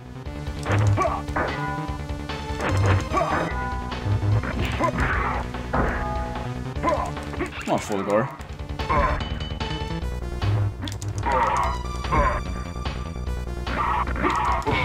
Oh no, I'm in trouble. Oh, he mixed me up. That was my own fault. Absolutely my own fault. We're gonna get him back though. Gonna get him back.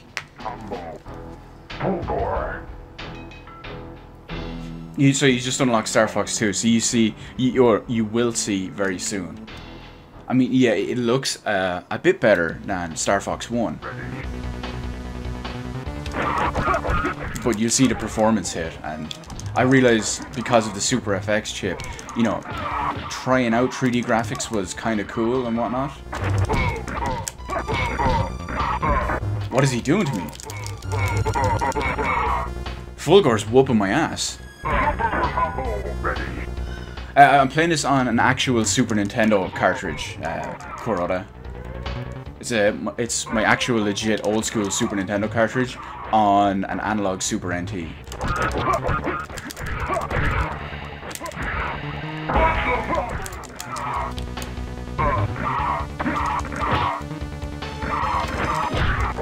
Oh, he got. Oh, okay. I thought he got the counter.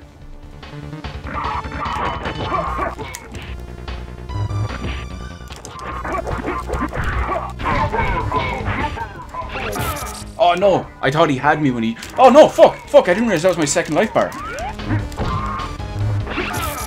Oh, that was the cheesiest thing ever. Just as I came back and everything. I thought I was on my first life bar when he got me with that.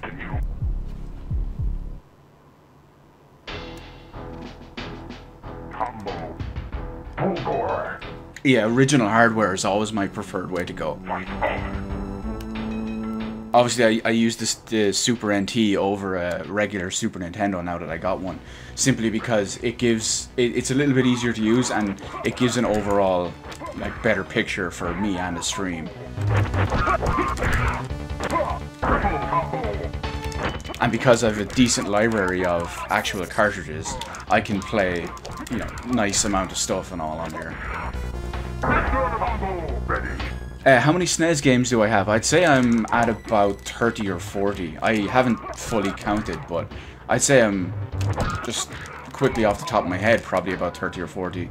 Probably on the lower side of all that, actually. Probably closer to 30.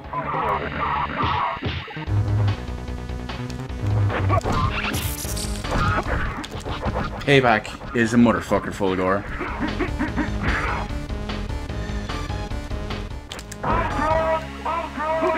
And a majority of those Super Nintendo games I have are all my original ones from back in the day. Of course, I've added more to the collection over the more recent years, but... like this, the Secret of Mana I was playing earlier, still my original one from a kid. My Killer Instinct I picked up a couple of years later in my late teens, when we were in like the PS2 era, so you could get this kind of stuff cheap. Oh, Idol! I forgot how much I hated him.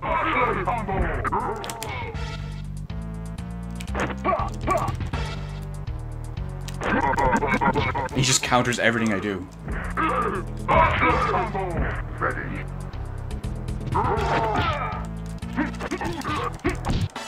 Let's see.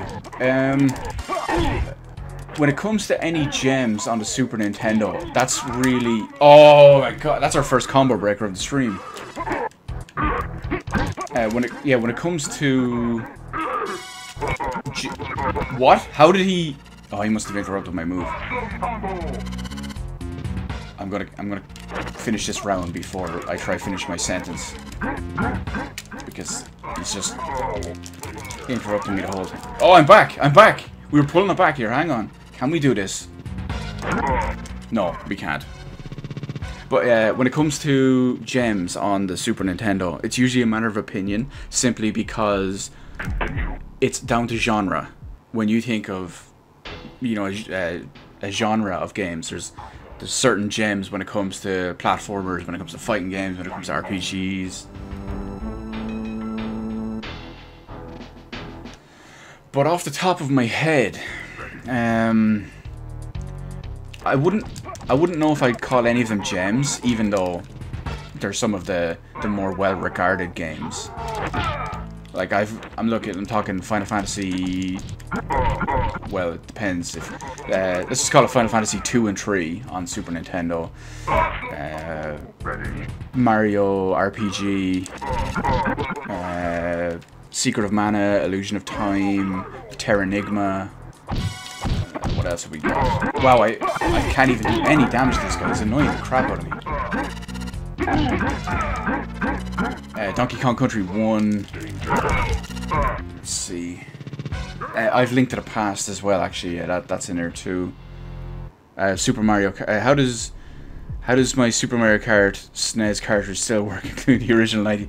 Well, that's just, Paul, that's from when stuff was actually made properly and correctly, and back when stuff was built to last, unlike nowadays. Oh, Chrono Trigger is another game I have, and you just reminded me of Earthbound as well. I have an Earthbound cartridge. I don't have the box for Earthbound. I don't have the box for Chrono Trigger as well, actually. And unfortunately, I got all those games while they were cheap, but... oh, fuck a combo breaker! But nowadays, those games, or even just the boxes for them, are expensive.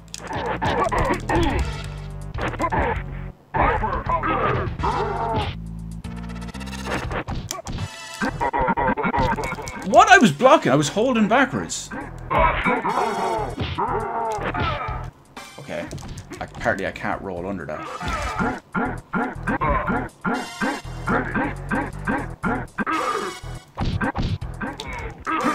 Oh, I've Wolfenstein 3D, as much of a meme that is on the Super Nintendo.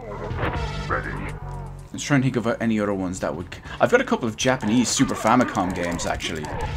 I've got Bahamut Lagoon, Final Fantasy 4, 5, and 6, Star Ocean, Tales of Phantasia, Secret of Mana 2, Chrono Trigger. My Japanese Chrono Trigger is boxed. Actually, all my Japanese games are boxed. But... Oh, are you serious? Hang on, hang on. That was so close. Get uppercutted off the stage.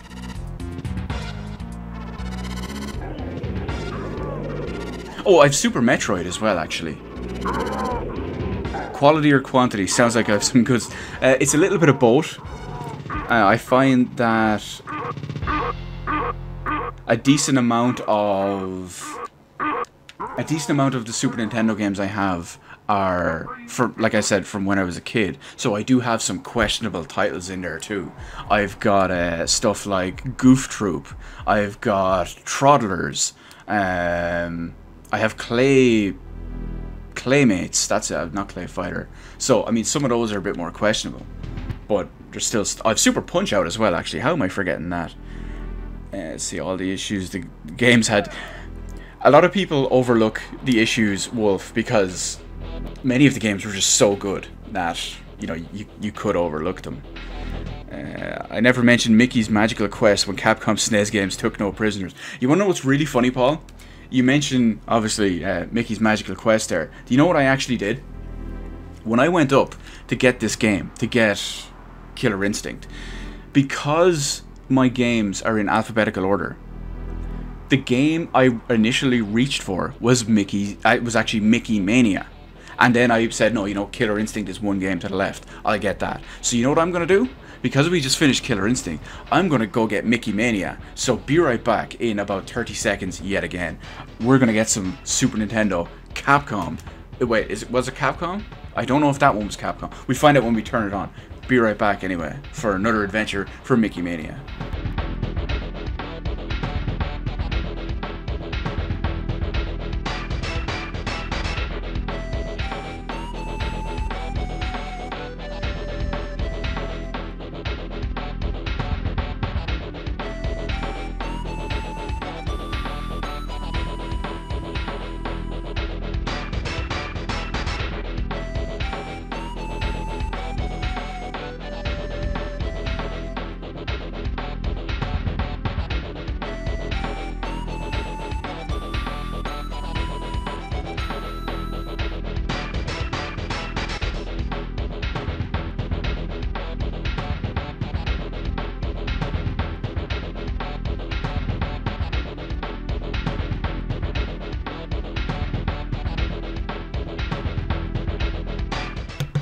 I was just looking at some other games I had there as well, just in the collection. I've got stuff like Sunset Riders, Super Ghouls and Ghosts, Bubsy, believe it or not, Dungeon Master. I even have a cartridge of Aladdin, and I will say this: back in the 16-bit days, usually 99% of the time, the Super Nintendo version of games was better than the Mega Drive version of games. Aladdin is actually the opposite. The Aladdin Mega Drive game, or Genesis for you Americans in the chat, is much better than the Super Nintendo version. Now, let me see. I have wires all over the place here. I'm so unorganized for all of this. Okay, so I don't know how to just quit the game, so I'm just going to boot up one of these so it dumps the cartridge. Oh, real quick, before we change game, I'm just gonna look at stream chat right here. Let's see what else we got. So you got some weird games: Super Pinball, Samurai Showdown, World Heroes, Tough Enough. Oh my god! Oh, Secret of Evermore. That's another one I have there. Wolf, thanks for reminding me there. Goof Troop. I've got that too. Funny enough, Goof Troop is not only made by Capcom, but it's actually made by Shinji Mikami. You know, Mr. Resident Evil. Yeah, he made a Disney Goofy game. I know, right? Let's see what else we have. Captain America. Which Captain America game was that? Was it a side-scroller or was it a beat-em-up like, say, Streets of Rage and Final Fight and all that? SimCity, that's a good one I need to pick up, actually. Super Metroid, amazing game. Spider-Man, I can't remember which Spider-Man. There was a couple of I think Maximum Carnage was the good one. I don't remember. And I don't even remember the Genghis Khan game at all. Okay, it was one of the beat-em-ups ones, so it was probably the good one. Now, give me 2 seconds here. We're going to swap in and put in Mickey Mania, a game that actually uses the Super FX chip because it has 3D graphics in certain parts.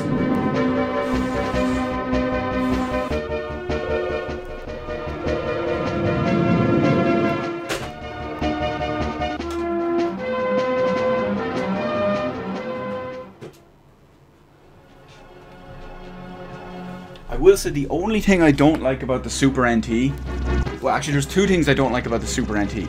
One is the power button. You kind of have to press it exactly in the middle or it has like a really awkward click. It's horrible if you don't press it in the middle properly. And 2, there's no eject button, so you have to pull the cartridge out. I don't like that. Stage 1.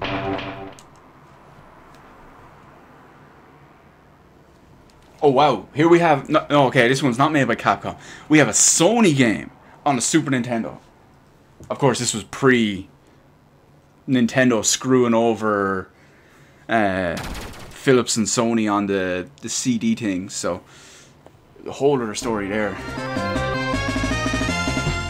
Let's see what else we got here. Right, no spoilers. How am I enjoying Detroit Become Human? Wanted to watch my streams, but going to get the game. Well, for Detroit, I think Detroit is a fantastic game. Detroit is absolutely brilliant. It's one of my favorite games that I've played this year, and it's definitely 100% a contender for my game of the year. So far, there's only 2 games in that list, which are Shadow of the Colossus Remake and Detroit Become Human. It's so good that, well, when it comes to Detroit, it's so good that I'm actually going to go back and platinum the game. It'll be technically my 3rd platinum, but it'll be my 2nd one that I've actually wanted to do. The very first one, not so much ironically, but coincidentally, was Heavy Rain on the PS3, another Quantic Dream game. The other one was The Order 1886, which I just did out of boredom one day, like last year I think it was, but I actually want to go back and do this. And again, no spoilers or anything, but there's so ridiculous amounts of variables and different paths and different things to unlock in this game. I want to not only get the platinum, but I want to get every single one of them as well, because they're not all required for the platinum, but that's beside the point. It's really, really good anyway. But the cool thing about it is, Paul, like I said, there's so many ridiculous amounts of branching paths and all that stuff. So what I will say is, because you want to play it, don't watch my videos about it. The best thing for you to do is play through the game entirely yourself and then go back and skim my videos. You can see the main differences about what you chose, what I chose, and the outcomes for them. And now this rolling demo is giving away half the cool graphics in this game. Thanks, Obama. But yeah, you see my point. It's some good stuff. You got most of it for wow, Wolf. That's really good. That's really, really good. The big question is, not so much a question, but the big problem is when Super Nintendo collecting became kind of mainstream and more popular in maybe like 2010, 2012, and game prices just shot up. Like, I remember buying Super Punch-Out for like €12, complete in box, and that was, I don't know, maybe 12, 15 years ago. I bought Link to the Past for maybe €20, complete in box. And now that goes for how much? It's the same with the majority of my games. When it comes to Super Nintendo games, I've only paid like modern prices for maybe like 3 or 4 games. Like my Chrono Trigger cartridge, I think I paid like 16 or €20 for it. How much is that game nowadays? Earthbound, I think I paid like 25, if not €40. Again, so long ago I can't even remember, but I remember being dirt cheap. Earthbound nowadays, cartridge only, 160 something euro.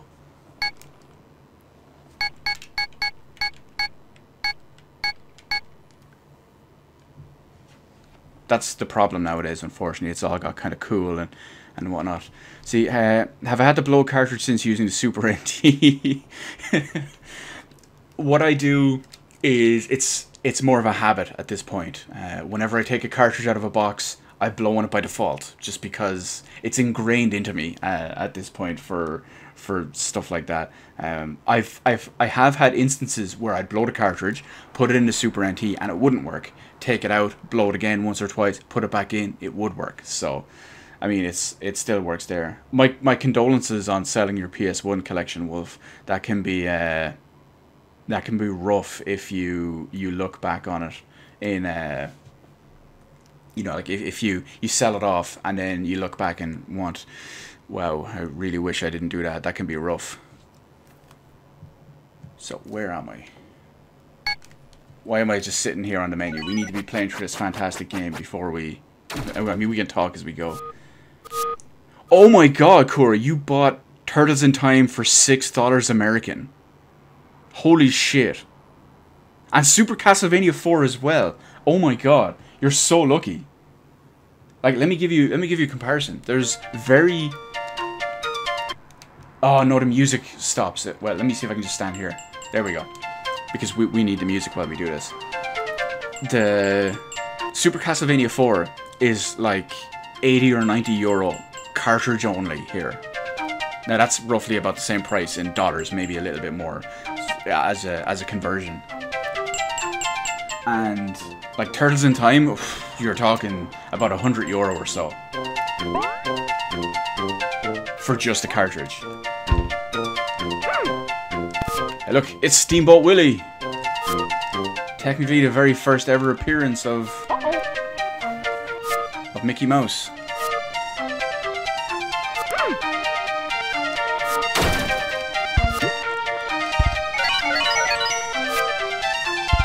I used to love this game so much. I still do, like, it's really good. It gets a bit hard. I will say this though, I'm pretty sure it's Castle of Illusion on the Mega Drive is probably the best Mickey Mouse game.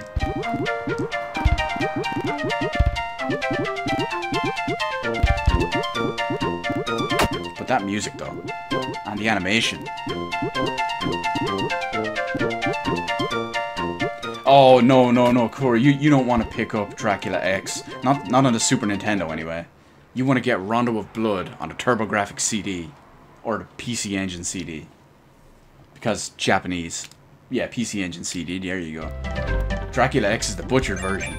But I realize that, you know, for collection and easy playability purposes, I can understand why you'd want it.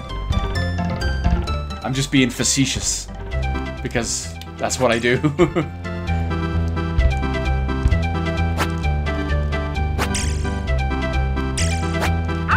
Oh no! Die, bird.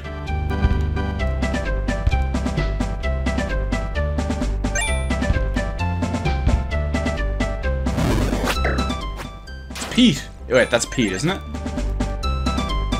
Oh, we're moving through the ages here. We're getting colour.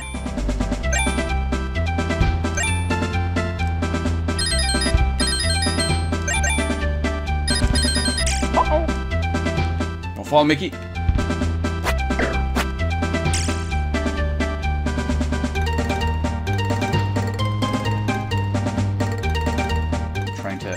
See, there we go, bouncing his head. We're getting more colour as we go. Come on, Pete, come here. I need to bounce on you. Isn't that? I think that's what I do here. Here it is. Oh,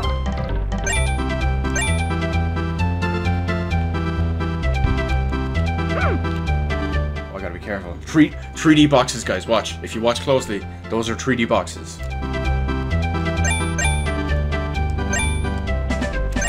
Early 3D graphics. I remember during the PS1 days, a friend of mine came over and he saw this game and he was so amazed at that part right there that we can see above us. He was like, holy shit, Super Nintendo can do 3D, because he was a Mega Drive guy. So he had those horrible, inferior games, except for Aladdin.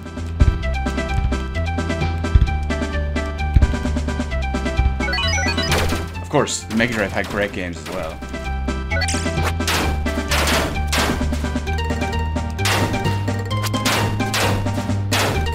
That spring. Drop me a spring. Thank you. Drop me another one. Wow, these ones up top are taking a complete beating. I have to be careful, I don't have much health left.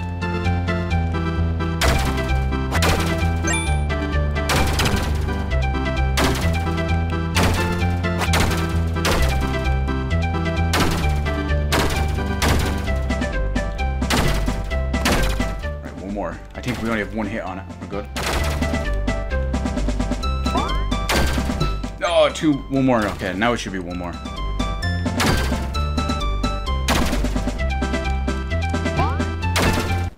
I made it. That's right, the first boss was a crane machine. Mickey has stopped the cranes and rescued Steamboat Willie. As soon as the next level starts, I gotta pause it here, check chat real quick. I see some stuff going on.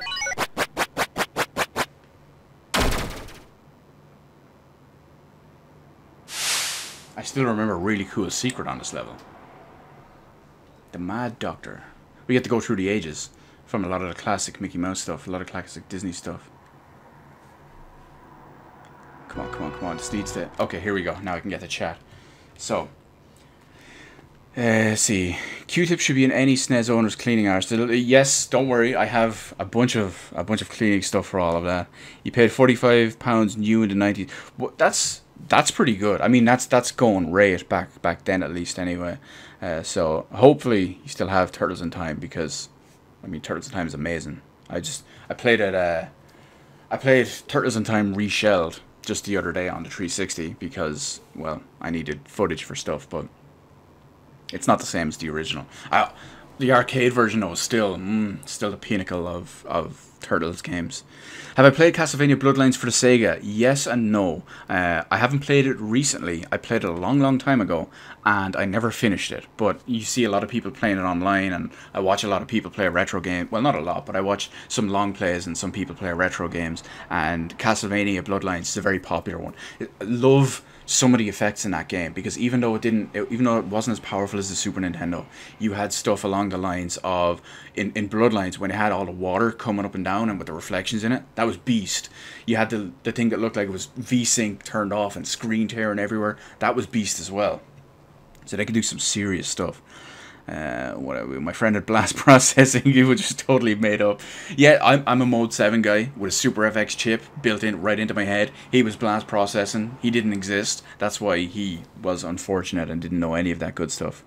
Sega does what Nintendo don't. Unfortunately, that's a lot of people, or that's what a lot of companies do, what Nintendo don't nowadays. And I'm very impressed by that, Paul, that many of your, or all your original games are box fresh. That is... As a collector who prefer 99% of the time I will only buy boxed games, complete in box, that makes me so happy to hear that you still have box games, and it's just quality stuff. The arcade version, the arcade version of Turtles in Time is definitely harder, simply because there's a lot more going on, and it's designed to be a quarter sucker. Well, I say quarter sucker, but I'm not American, but I understand the difference.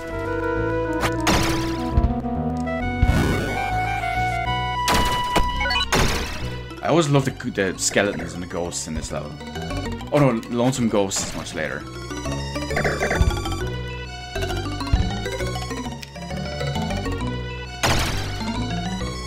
See if I still got my mad skills.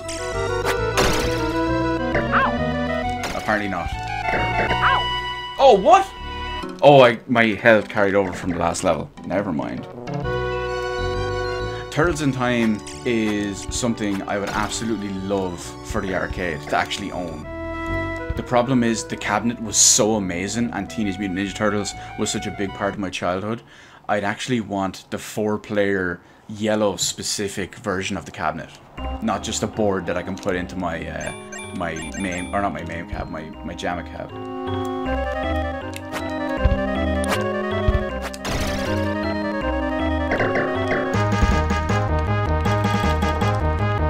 Come on, Mickey. Let's go.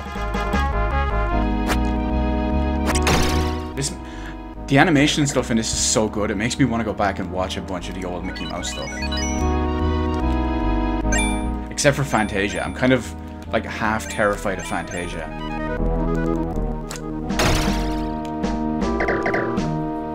I remember some of the music was like so dramatic, and some of the stuff in it was so dramatic that it scared the shit out of me and frightened me as like a motherfucker as a kid. And I haven't watched Fantasia in so long that I'm kind of paranoid about it. These bats need to leave me alone. Oh no, is this the gurney part? If it is, I need to be quiet and concentrate. Oh my god. Okay, I have to pause it first because I'm gonna look at the stream chat before we do this part, because this is hard. Game is, yeah, that's exactly it, Wolf. Arcade games are always harder. Now, they're usually better, but they're more powerful than the consoles of the time. But yeah, they're usually harder and designed to suck your money. X-Men is another game I played. Actually, I'm pretty sure you saw that the other day, actually, Wolf, when I posted the video about it, that I used the X-Men footage in. X-Men was cool. I used to love X-Men too. The Konami Simpsons game was also a fantastic one. Now, in a perfect world, this will never happen because there's only 600 of them ever made. There's probably even less still working in existence today. But that X-Men game, not only was there a 2-player version and a 4-player version, there was a double-wide 2-screen 6-player version, which you can actually play on the 360 as well, and it goes on like really weird aspect ratio.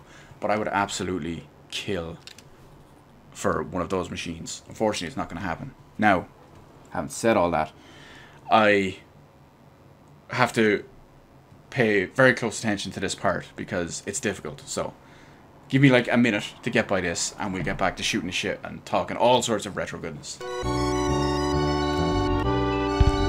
You see why it's so hard? You have to time your jumps so precise.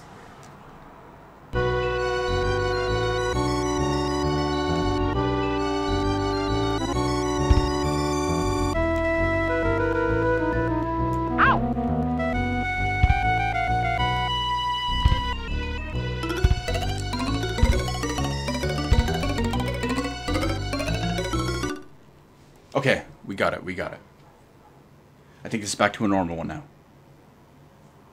If it is, we're golden. Okay, let's see what we got here. My favorite SNES RPG. Well, my favorite SNES RPG is actually my favorite game of all time, Secret of Mana.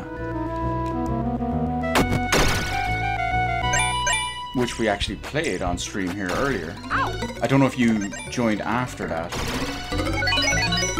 or if it was during. But what I do every year... Well, let me clear out these guys first. What I do every year, because it's my favorite game of all time, on my birthday, I play through the last dungeon and just complete the game every year. So we were doing that. That's my little ritual. I need to time my run better. But the Super Nintendo also has some of my other favorite, like, top 10 games of all time, including stuff like Link to the Past, Secret of Mana 2, Super Metroid, what else do we have on there? I know there's more than that. Final Fantasy 4 and 6.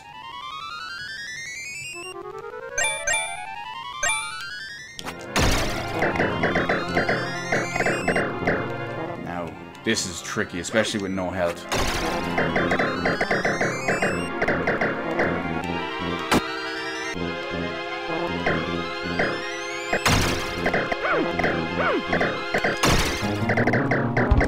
If you're really careful with this.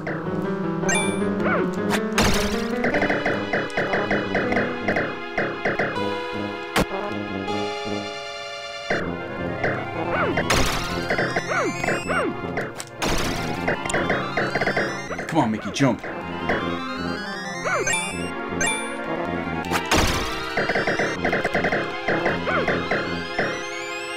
Aha! Now, here's our beautiful secret. We don't walk into the next screen, we walk back into the lift.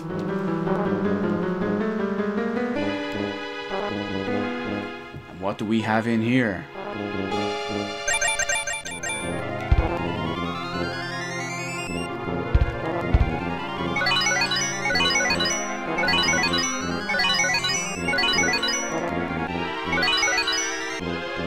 Look who we found.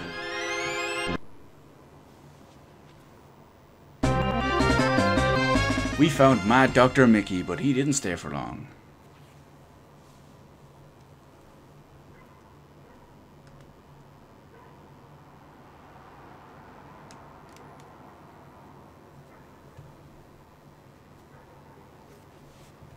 But yeah, that's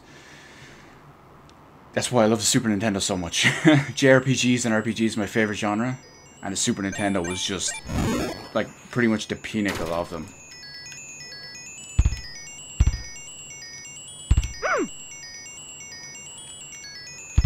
Now, of course, there was other amazing RPGs on other platforms too. PS1, PS2, even some decent ones on like the 360 and original Xbox and Dreamcast and GameCube and whatnot.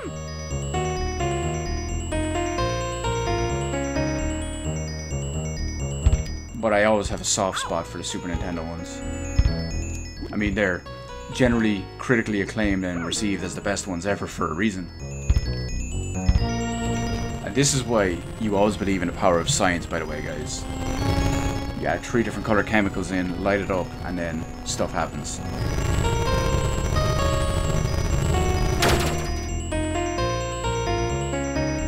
See, oh, you played Secret of Mana 3-player. That's nice. Admittedly, I haven't played 3-player Secret of Mana in like 20 years because I don't have a multi-tap. One of my friends used to have it way back in the day, and me, him, and one of his brothers would always play it. Oh, I thought my game froze there for a second. Oh, we got a boss. Here we go.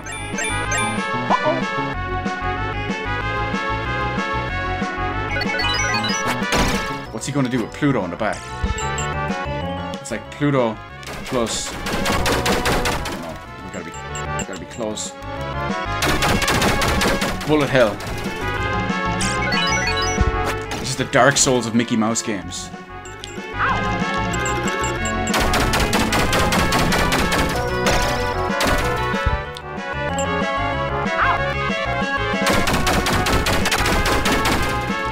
Oh, I'm trying to get that health.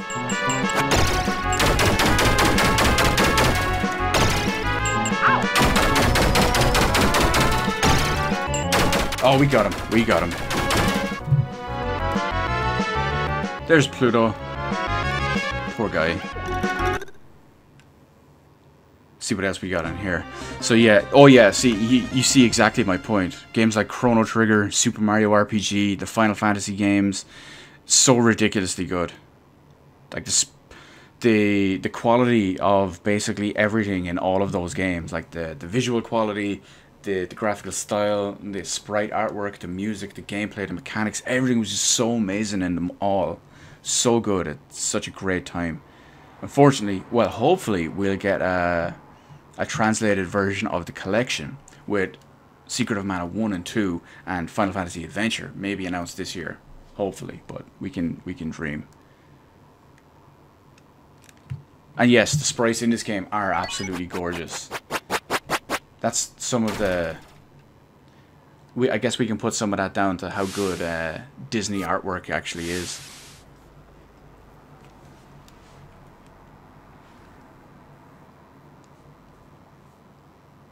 Moose Hunters.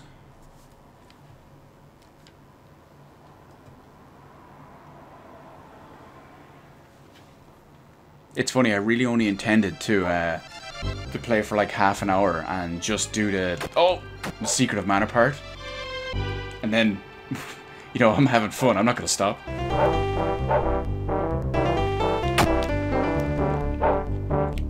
I still got these reflexes.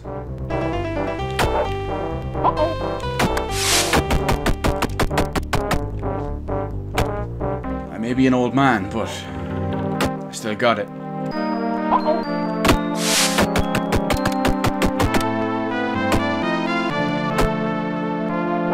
Oh, there's some more games actually that are top quality back on the Super Nintendo. Mega Man X 1, 2, and 3. It's almost a crime that I almost didn't list those out. Oh, it was too slow. Can't wait to get the Mega Man X collection later this year. Well, technically both of them because they're breaking into 2 parts.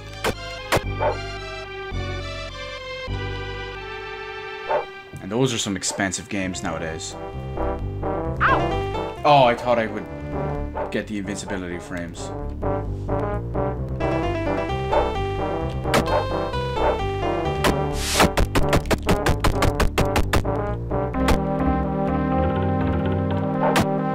So I gotta be careful on this one.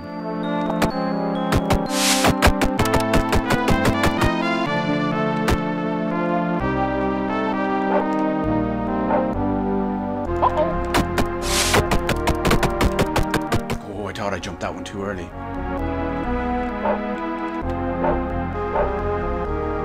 How did that still hit me?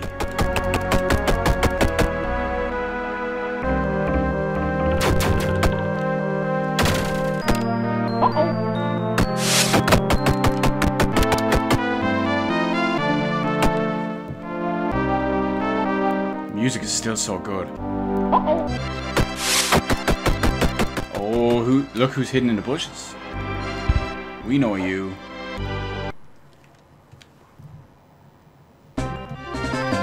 Also found a moose.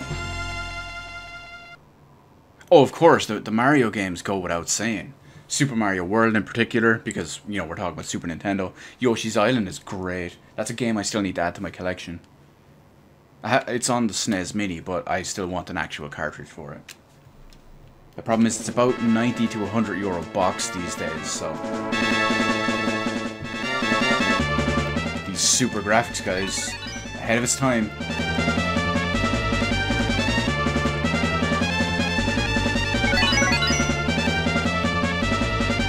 Outrun a moose.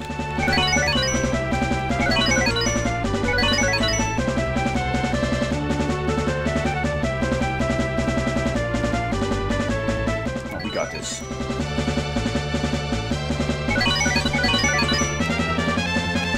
Oh, I'm missing them all. Damn apples.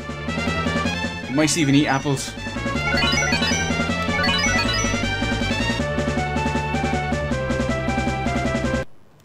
All too easy.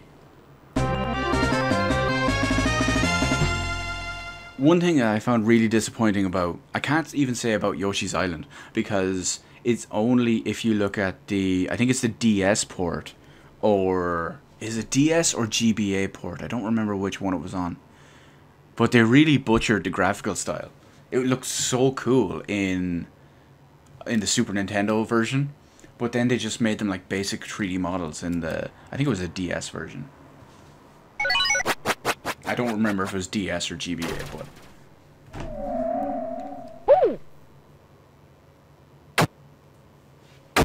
Lonesome Ghosts, they're back with a vengeance. SNES collections for Switch would be amazing, but Nintendo were really weird and not giving people what they want that will make lots of money.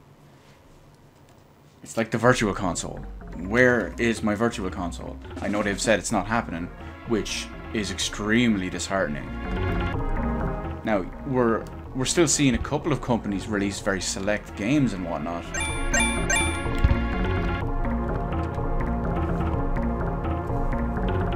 But I feel like most companies won't bother. Most companies just won't bother because there's not a single unified system or platform or emulator for them to use.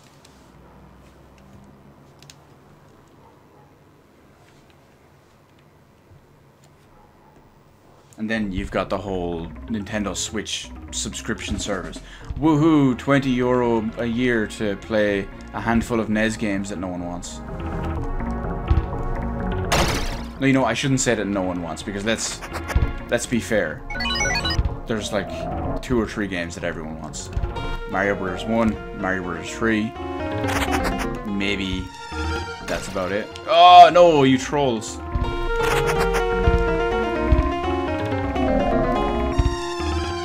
Look at these physics-based puzzles back in the 90s. Valve, you could learn something from this.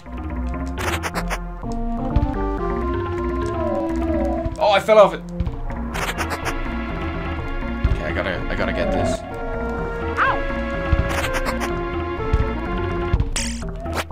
No, don't throw them.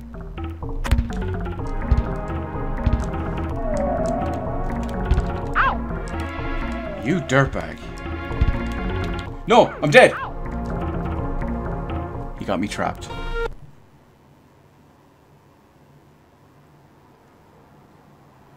Yeah, with the Wii and the Wii U, and even to an extent the 3DS, it's a much better system they had in place, because there was a standard official, like what they'd call it, like a Nintendo-based emulator available for companies, and they could just say, yep, here we go, here's our ROM, here's whatever licensing fee or whatever we need to worry about, drop it into the emulator because it's already made by Nintendo, and that's basically it. It's good to go. But now, because that system isn't in effect, I don't think a lot of companies would bother. They have to create their own emulator and put it in a collection or test out their own games or whatever. And I just think a lot of companies won't bother.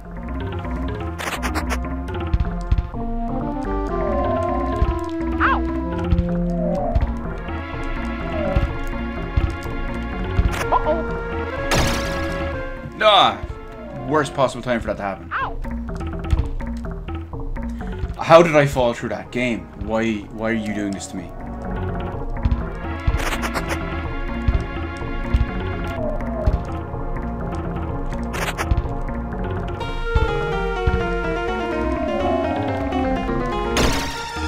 No, no! Oh, I thought I was going off the edge.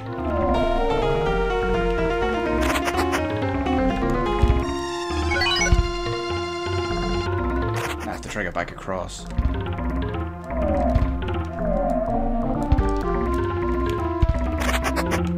Oh no! I fell through it all the way down to the start. Thanks, game. Why do you hate me like this, game? Modding SNES Classic, you reckon, is the way to go? I can understand it I can understand why it's a better option for the majority of people. The SNES Classic, to me, exists, like, the appeal in it is in what it is in its current base form. But I mean, realistically, when you think about it, I could just, like, anyone can just, we could all just boot up an emulator on a PC or on whatever.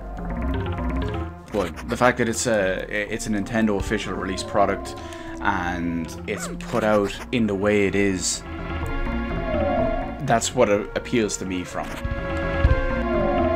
Now, of course, I'm obviously not everyone, but being the original hardware guy I am, that's where I'd rather get all my games if possible. Oh my god, how close was I to the edge there? That was kind of too close. Come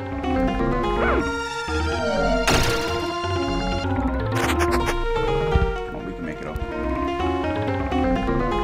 I don't know if the water hurts me or not if it drips on me.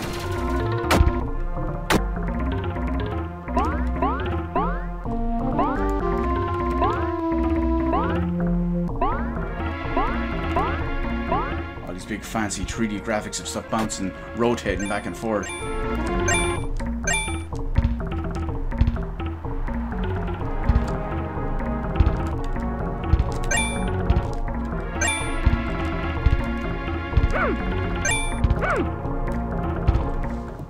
Come on, we got this.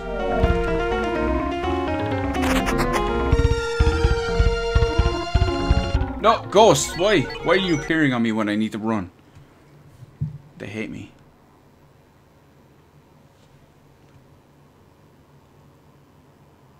Yeah, I can understand that completely, Wolf. I can understand people just wanting to play on an emulator for their ease of access and ease of use and all that. I never begrudge anyone like that. I mean, it's better than not playing the games, right?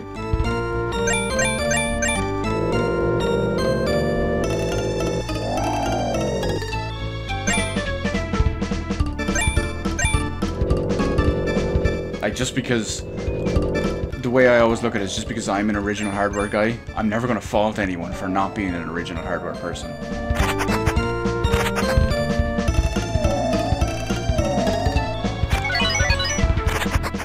See, before we move along here, we got some more stuff. Yeah, definitely is. Collecting and playing original stuff always the best. SNES Classic is nice because of the, oh, that's true, the portability and the controller, but the size of it and the two controllers, that's handy. I got a really lucky side of it as well because of the two controllers, and since they'd work on like the Wii and all that. Back when it was the Club Nintendo, I think it was. Back when that was actually still a thing. I managed to get duck. I managed to get one of the Super Nintendo controllers that plugs into the Wii back from that program. Exactly the same as the classic controllers, the SNES Classic.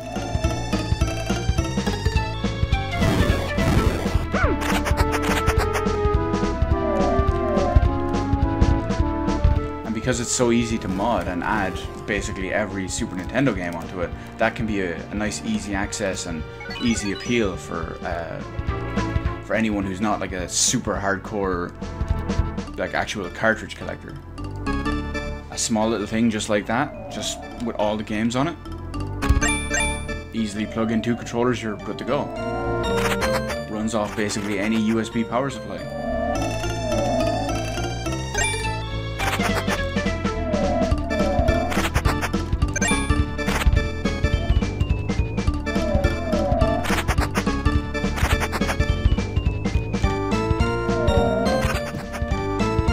He's just slamming into the wall, look at him go.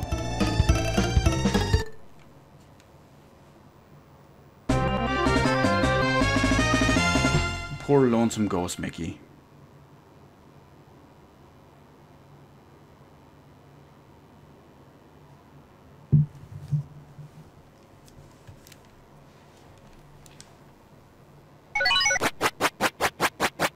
Oh, now the game actually starts getting hard.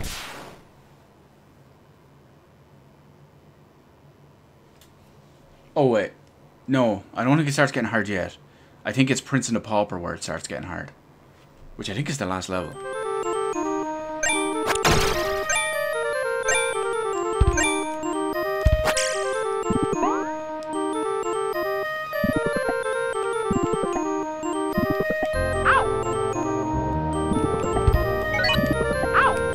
Ah, dropping pellets and seeds all over me.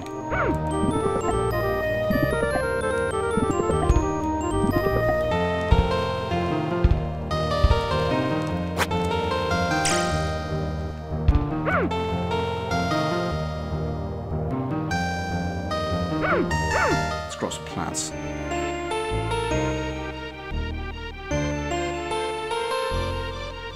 Oh yeah, the unreleased games or the translated games are always something we missed out on. Like there's always the ROMs and the what are they called? The ROMs and the repro cards.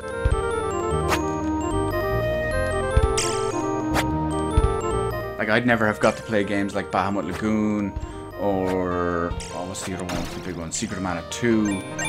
Even some of the old Fire Emblem games, if it wasn't for fan translated ROMs and stuff.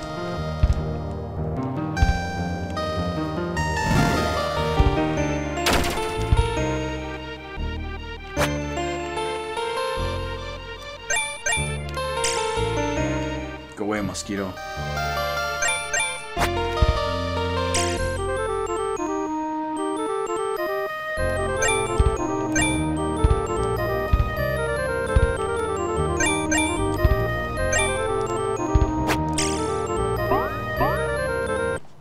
My puny little standard size marbles don't even hurt these lads. Star Ocean, yeah, that's another one. Star Ocean, Tales of Fantasia too. So many of them. I mean, hell, even Final Fantasy V, technically.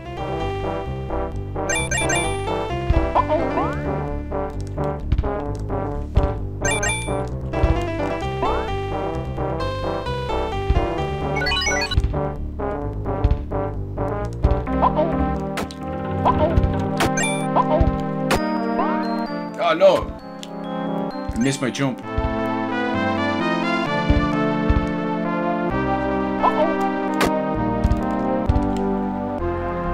Just dropping all these things out of nowhere that you'd never see it from. Yeah, that's true, Corada.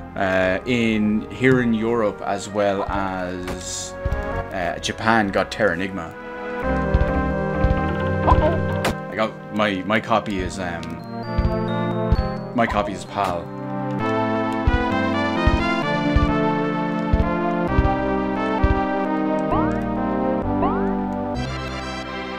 Which is a shame. I hated the way that kind of stuff happened, that stuff didn't get released in certain regions. Like, by comparison, here in Europe, we never got any of the Final Fantasy games. We didn't get Final Fantasy 2 or 3, well, 4 or 6, whatever way you want to look at it. We didn't get Chrono Trigger, we didn't get Earthbound, we didn't get Super Mario RPG, so like, we got screwed out of a couple of things here in Europe as well. So, I feel your pain. Oh, that's a big spider.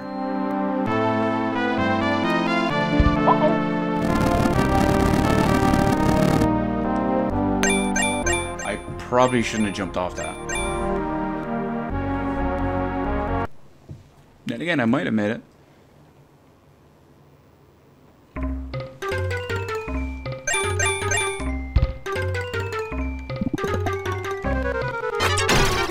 Yeah, forget realism, we just want Mickey Mouse. And again, I guess we're getting that with Kingdom Hearts.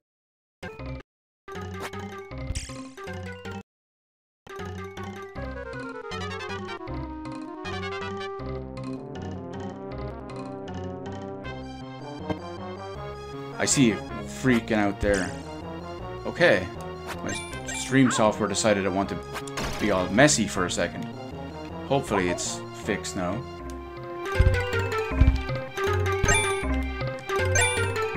But yeah, depending on what part actually messed up there, Kingdom Hearts 3 might be where it's at.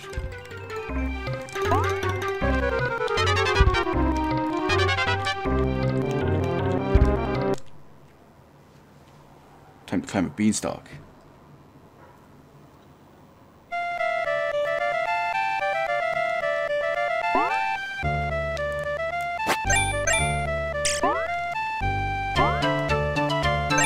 I absolutely adore the music here.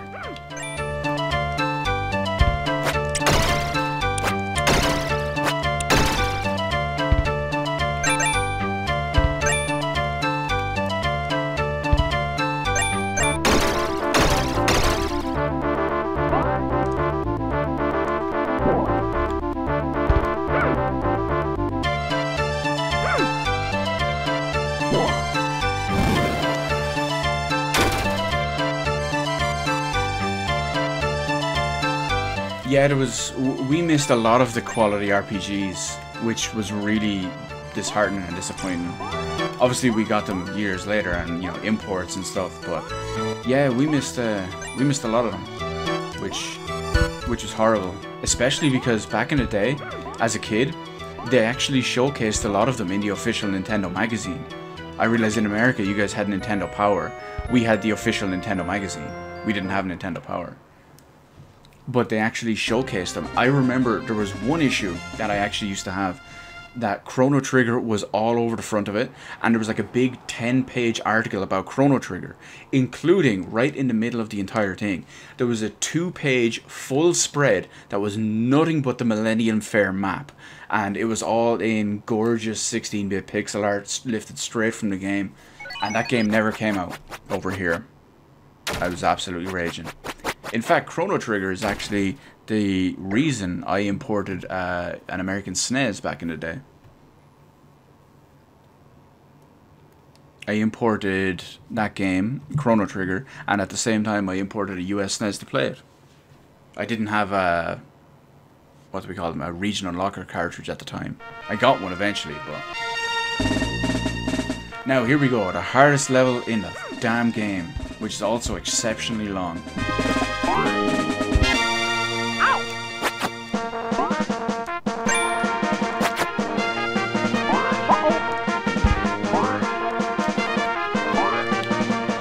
I think you have to bounce on it. No. Oh no, you have to push the other thing across to get that. Now I remember.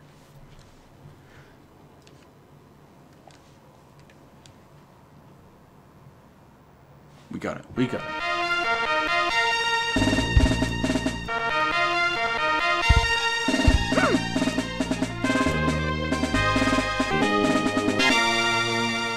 show Valve what's up with our momentum-based puzzles. Move over, Portal. So you actually have to move left and right with it to kick up the momentum.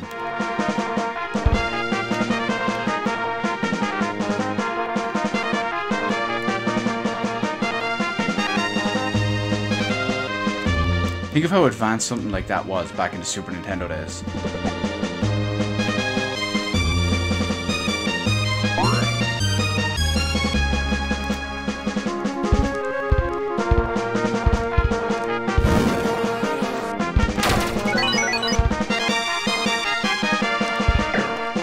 Oh, I just jumped into a knife.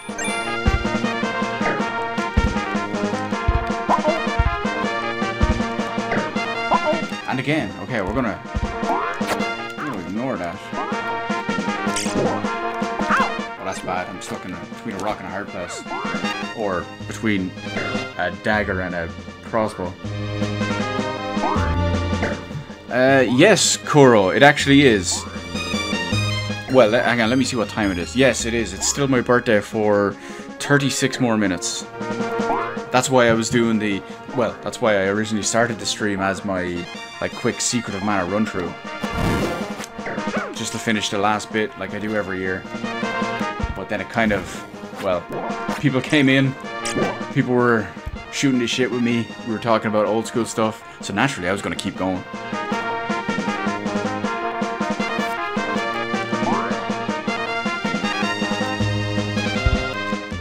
No, not gonna make it. Damn magic books.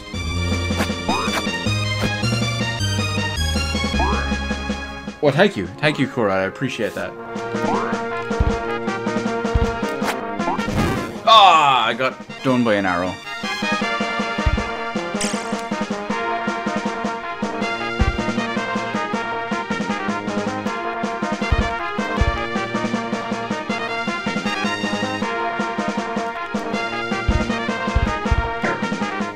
Problem here is, don't worry if it makes you feel any better, Kuro. I'm 32 today, so don't feel so old.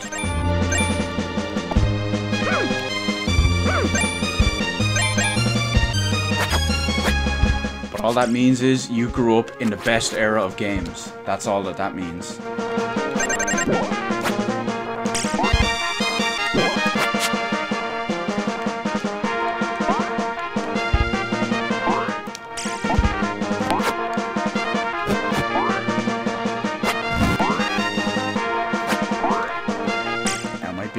My big issue here is I'm on my last life before I continue. And it's getting late here. It's almost midnight. So I'm going to do as best as I can on this final life. But I will have to call it quits after we lose this one.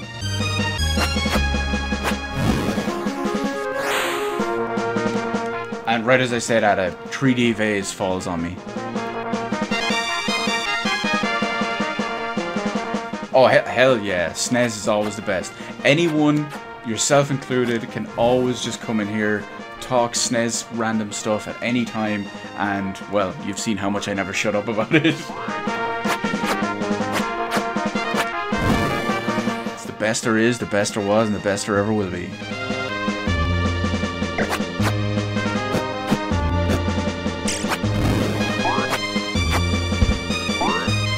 Oh no, I'm out of marbles. I guess you could say I lost my marbles.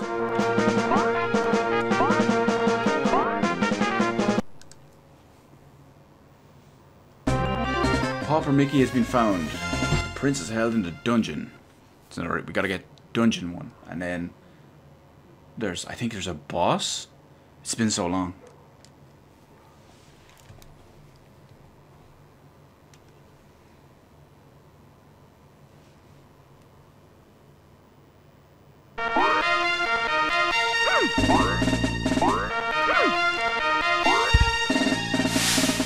Oh, no, I'm not going near that fire. Oh, this is very bad. Oh, no.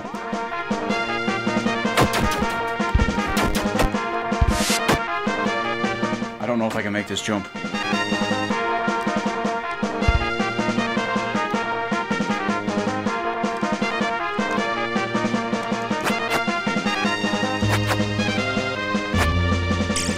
I missed him. Okay, we pull it back.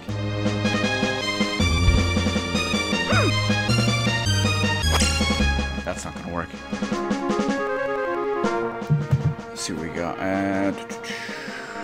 What up, Nicholas? Welcome, welcome. Unfortunately, he's just getting in here right towards the end. Oh, don't worry, Cora. Now that I know that, I'd be sure to know where to look, because I'm always on the lookout for that. Oh no, that's bad. Okay, that's very bad. If our continue starts us off in a dungeon, we'll be good to go.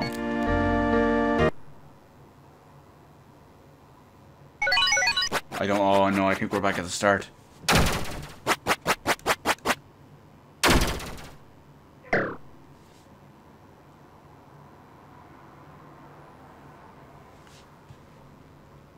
You've pretty much just listed out the main topics for the evening, Nicholas. We've all been talking about how amazing that old school Super Nintendo, PS1 RPGs and stuff are. So you pretty much just came in and hit the nail on the head after like 2 seconds.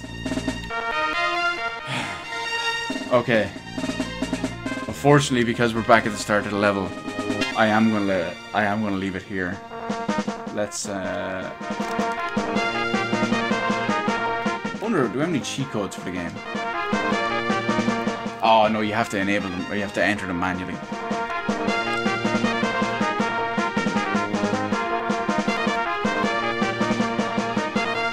So that's unfortunately basically it. What time is it? Yeah, it's almost midnight. Oh, feels great to do that though. Feels great to just come in here, shoot the shit. Not only just play. Hang on, let me get my headphones off so I can talk at a normal volume. I probably shout a lot when I have the headphones on because they're noise cancelling. But yeah, it's just like coming in, only planning on playing for like half an hour, 45 minutes or whatever it was, just to do my usual, you know, birthday ritual of finishing my favorite game ever. And then everyone coming in, shooting the shit, enjoying all sorts of Super Nintendo stuff, talking all sorts of history, all sorts of Super Nintendo stuff, all sorts of just retro games in general. Beat them Sega, Sony, Nintendo, whatever genre, whatever publisher, whatever. It's just, this is basically why I do this, to be honest. This is exactly why I do this. And you guys see, it's so much fun. I love doing it. Between playing the games, talking about the games, shooting the shit with everyone about the games, it's just, it's so good. It's so good. Something you can't really do too much everywhere. Thanks for that, Kuro. I appreciate the subscription as well.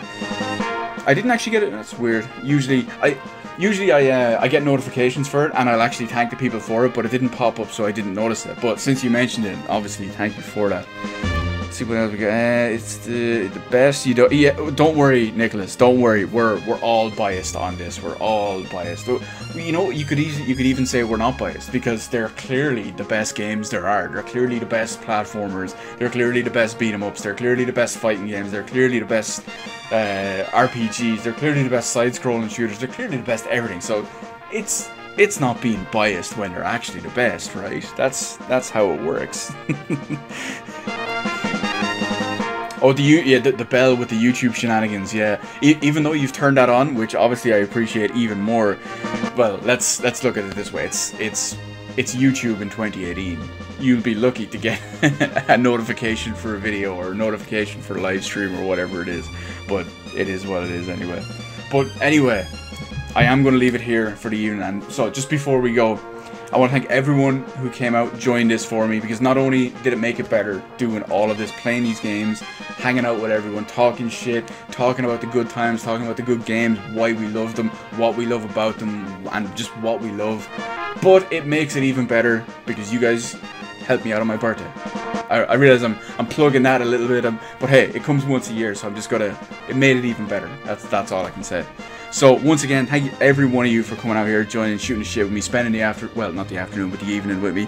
Thanks for anyone, Kuro with your sub, all that. Anyone else too that I haven't got a notification for or whatever it was. I'll see you guys next time on whatever it is, be it a retro stream, be it a retro topic video, or a modern stream, or a modern topic video. I kind of covered them all, so I'll see you guys next time. As always, peace out, and thank you so much.